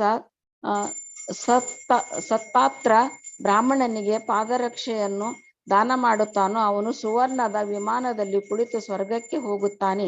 ಯಾರು ಈ ಏಕಾದಶಿಯ ಕಥೆಯನ್ನು ಹೇಳುತ್ತಾರೋ ಮತ್ತು ಭಕ್ತಿಯಿಂದ ಕೇಳುತ್ತಾರೋ ಅವರೆಲ್ಲರೂ ಸ್ವರ್ಗಲೋಕಕ್ಕೆ ಹೋಗುತ್ತಾರೆ. ಇದರಲ್ಲಿ ಶಂಕೆಯೇ ಇಲ್ಲ. ಕುರುಕ್ಷೇತ್ರದಲ್ಲಿ ಸೂರ್ಯಗ್ರಹಣದಲ್ಲಿ ಶ್ರದ್ಧಾವಿಧಿ ಮಾಡಿದ ಪುಣ್ಯವು ಈ ಮಹಾತ್ಮೆ ಕೇಳಿದ ಮಾತ್ರದಿಂದ ಸಿಗುತ್ತದೆ. ಶ್ರೀ ಪದ್ಮಪುರಾಣ ಹಾಗೂ ಮಹಾಭಾರತದಲ್ಲಿ ನಿರ್ಜಲ ಏಕಾದಶಿ ಮಹಾತ್ಮೆ ಸಂಪೂರ್ಣ. ಶ್ರೀಕೃಷ್ಣಾರ್ಪಣ ಮನಸ್ತು. ಹರೇ ಕೃಷ್ಣ ಪ್ರಭು. ಹರೇ ಕೃಷ್ಣ ಮಾತಾಜಿ. ಹರೇ ಕೃಷ್ಣ. ಈ ಏಕಾದಶಿ ಮಹಿಮೆನ ಗ್ರೂಪ್ ಅಲ್ಲಿ ಶೇರ್ ಮಾಡಿರ್ತೀವಿ. ಸೊ ನೀವು ನಾಳೆ ಇದನ್ನ ಓದ್ಬೋದು. ಮತ್ತೆ ನಾಳೆ ನಿರ್ಜಲ ಏಕಾದಶಿ ಯಾರಿಗೆ ಸಾಧ್ಯ ಆಗುತ್ತೋ ಅವರು ನೀರು ಕುಡಿದೇನೆ ಏಕಾದಶಿ ಮಾಡ್ಬೋದು. ಯಾರಿಗೆ ಹೆಲ್ತ್ ಪ್ರಾಬ್ಲಮ್ಸ್ ಇದೆಯೋ ಅವರು ನೀರ್ ತಗೊಂಡು ಸಹ ಮಾಡ್ಬೋದು. ನಿಮ್ಮ ಶಕ್ತಿಯಾನುಸಾರ ಮಾಡಿ. ಹರೇ ಕೃಷ್ಣ ಪ್ರಭು. ಹರೇ ಕೃಷ್ಣ ಮಾತಾಜಿ. ಹರೇ ಕೃಷ್ಣ ಪ್ರಭುಜಿ. ಹರೇ ಕೃಷ್ಣ ಮಾತಾಜಿ. ನಾಳೆ ಗೀತಾ ಶ್ಲೋಕ ಚಾಟಿಂಗ್ ಇರುತ್ತೆ.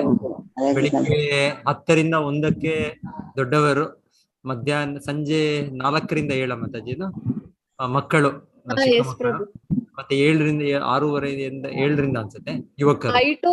5 to 8 ಚಿಕ್ಕ ಮಕ್ಳಿಗೆ ಇದೆ. ಯುವತಿಗೆ ಅದು ಬೇರೆ ಲಿಂಕ್ ಅಲ್ಲಿ ಇದೆ. ಬೇರೆ ಲಿಂಕ್ ಅಲ್ಲಿ ಎಲ್ಲ ಶೇರ್ ಮಾಡೋಣ ಮಾತಾಜಿ. ಎಲ್ಲವೂ ಕೂಡ ಶೇರ್ ಮಾಡೋಣ. 4 to 7 ಇದೆ. ಬೆಳಿಗ್ಗೆ ಜಾಯಿನ್ ಆದವ್ರು ಜಾಯಿನ್ ಆಗ್ಲಿ, ಆಗೋದಿಲ್ಲ ಬೆಳಿಗ್ಗೆ ಅಂದ್ರೆ ಮಧ್ಯಾಹ್ನ ಸಂಜೆ ಕೂಡ ಜಾಯಿನ್ ಆಗಿ ಚಾಟಿಂಗ್ ಮಾಡ್ಬೋದು. ಹರೇ ಕೃಷ್ಣ ಪ್ರಭುಜಿ. ಹರೇ ಕೃಷ್ಣ ಪ್ರಭುಜಿ, ಧನ್ಯವಾದಗಳು. ಹರೇ ಕೃಷ್ಣ ಪ್ರಭುಜಿ. ಹರೇ ಕೃಷ್ಣ ಪ್ರಭುಜಿ, ಹರೇ ಧನ್ಯವಾದಗಳು ಪ್ರಭುಜಿ. ಧನ್ಯವಾದಗಳು. ಹರೇ ಕೃಷ್ಣ ಧನ್ಯವಾದಗಳು, ತುಂಬಾ ಚೆನ್ನಾಗಿ ಹೇಳಿದೆ. ಹರೇ ಕೃಷ್ಣ. ಹರೇ ಕೃಷ್ಣ ಪ್ರಭುಜಿ. ಹರೇ ಕೃಷ್ಣ ಪ್ರಭುಜಿ. ಹರೇ ಕೃಷ್ಣ ಮಾತಾಜಿ, ಹರೇ ಕೃಷ್ಣ ಪ್ರಭುಜಿ. ಕೃಪಾ ಸಿಂಧುಭ್ಯೇವ ಚ ಪತಿತಾನಾಂ ಪಾವನೇಭ್ಯೋ ವೈಷ್ಣವೇಭ್ಯೋ ನಮೋ ನಮಃ. ಗ್ರಂಥರಾಜ್ ಶ್ರೀಮದ್ ಭಾಗವತಂ ಕಿ ಜಯ. ಶ್ರೀಲ ಪ್ರಭುಪಾದ ಕಿ ಜಯ. ಹರೇ ಕೃಷ್ಣ ಪ್ರಭುಜಿ. ಹರೇ ಕೃಷ್ಣ ಪ್ರಭುಜಿ. ಹರೇ ಕೃಷ್ಣ ಪ್ರಭುಜಿ. ಹರೇ ಕೃಷ್ಣ ಪ್ರಭುಜಿ. ಹರೇ ಕೃಷ್ಣ ಪ್ರಭುಜಿ. ನಾಳೆ ಕೃಷ್ಣನ್ಗೆ ಹಣ್ಣ ನೈವೇದ್ಯ ಇಡ್ಬೋದಾ ಪ್ರಭುಜಿ? ಕೃಷ್ಣನಿಗೆ ಏನ್ ಬೇಕಾದ್ರೂ ಇಡ್ಬೋದು ನೀವು. ಕೃಷ್ಣನಿಗೆ ಧಾನ್ಯವೂ ಇಡ್ಬೋದು, ಏನ್ ಬೇಕಾದ್ರೂ ಮಾಡ್ಬೋದು. ಆದ್ರೆ ನಾವು ತಗೊಳ್ಳೋ ಹಾಗಿಲ್ಲ. ನಾವು ಮರುದಿನ ತಗೊಳ್ಬೇಕು ಅದನ್ನ. ಅದನ್ನ ಫ್ರಿಡ್ಜ್ ಅಲ್ಲಿ ಇಟ್ಟೋ ಇನ್ನೊಂದರಲ್ಲಿ ಇಟ್ಟೋ ನೀವು ಮತ್ತೆ ಅದು ನಾವು ತಗೊಳ್ಳೋ ಹಾಗಿಲ್ಲ. ಕೃಷ್ಣನಿಗೆ ಹರೇ ಕೃಷ್ಣ ಮಾತಾಜಿ. ಧಾನ್ಯನು ಕೊಡ್ಬೋದು, ಪ್ರತಿಯೊಂದು ಕೊಡ್ಬೋದು ಕೃಷ್ಣನಿಗೆ. ಕೃಷ್ಣನಿಗೆ ಉಪವಾಸ ಇಲ್ಲ. ಸರಿ ಸರಿ. ಓಕೆ, ಧನ್ಯವಾದ. ಹಲೋ ಗುರುಜಿ. ಹಲೋ ಗುರುಜಿ. ಹರೇ ಕೃಷ್ಣ ಮಾತಾಜಿ. ಗುರುಜಿ, ಕೃಷ್ಣ ಬ್ರಹ್ಮ ಎಂದ್ರೆ ಏನು ಗುರುಜಿ? ಕೃಷ್ಣ ಬ್ರಹ್ಮನ ಯಾವ್ದು? ಕೃಷ್ಣ ಬ್ರಹ್ಮ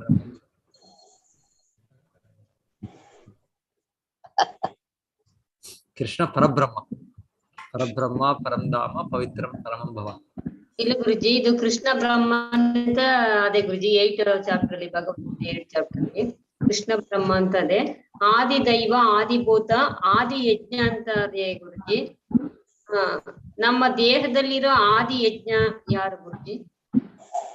ಅದೇ 8ನೇ ಅಧ್ಯಾಯದಲ್ಲಿ ಅದು ಕೃಷ್ಣ ಹೇಳೋದು. ಆದಿ ಯಜ್ಞ ಅಂದ್ರೆ ಪರಮಾತ್ಮ, ಭಗವಂತರ ಸ್ವರೂಪ. ಪರಮಾತ್ಮ ತಾನೇ ಗುರುಜಿ? ನಮ್ಮ ಹೃದಯದಲ್ಲಿರೋದು ಪರಮಾತ್ಮನೇ ತಾನೇ ಗುರುಜಿ? ಪರಮಾತ್ಮ. ಆ ಪರಮಾತ್ಮನನ್ನು ಯಜ್ಞಪತಿ, ಆದಿ ಯಜ್ಞ, ಪರಮಾತ್ಮನೇ ಆದಿ ಯಜ್ಞ ಅಂತ ಹೇಳಿ ಕರೀತೀವಿ ಅಂತ ಹೇಳೋದು. ಹೌದು, ಯಜ್ಞಪತಿ. ಯಜ್ಞದ ಯಾರಿಗೆ ಅದು ಯಾರು ಅದನ್ನ ಇದ್ ಮಾಡ್ತಾ ಇದ್ದಾರೆ, ಯಜ್ಞ ಭೋಕ್ತನಾದ ಪರಮಾತ್ಮನು ಅಂತ ಹೇಳಿ. ಓಕೆ ಗುರುಜಿ, ಥ್ಯಾಂಕ್ ಯು, ಧನ್ಯವಾದ ಗುರುಜಿ. ಹರೇ ಕೃಷ್ಣ. ಧನ್ಯವಾದ. ಹರೇ ಕೃಷ್ಣ.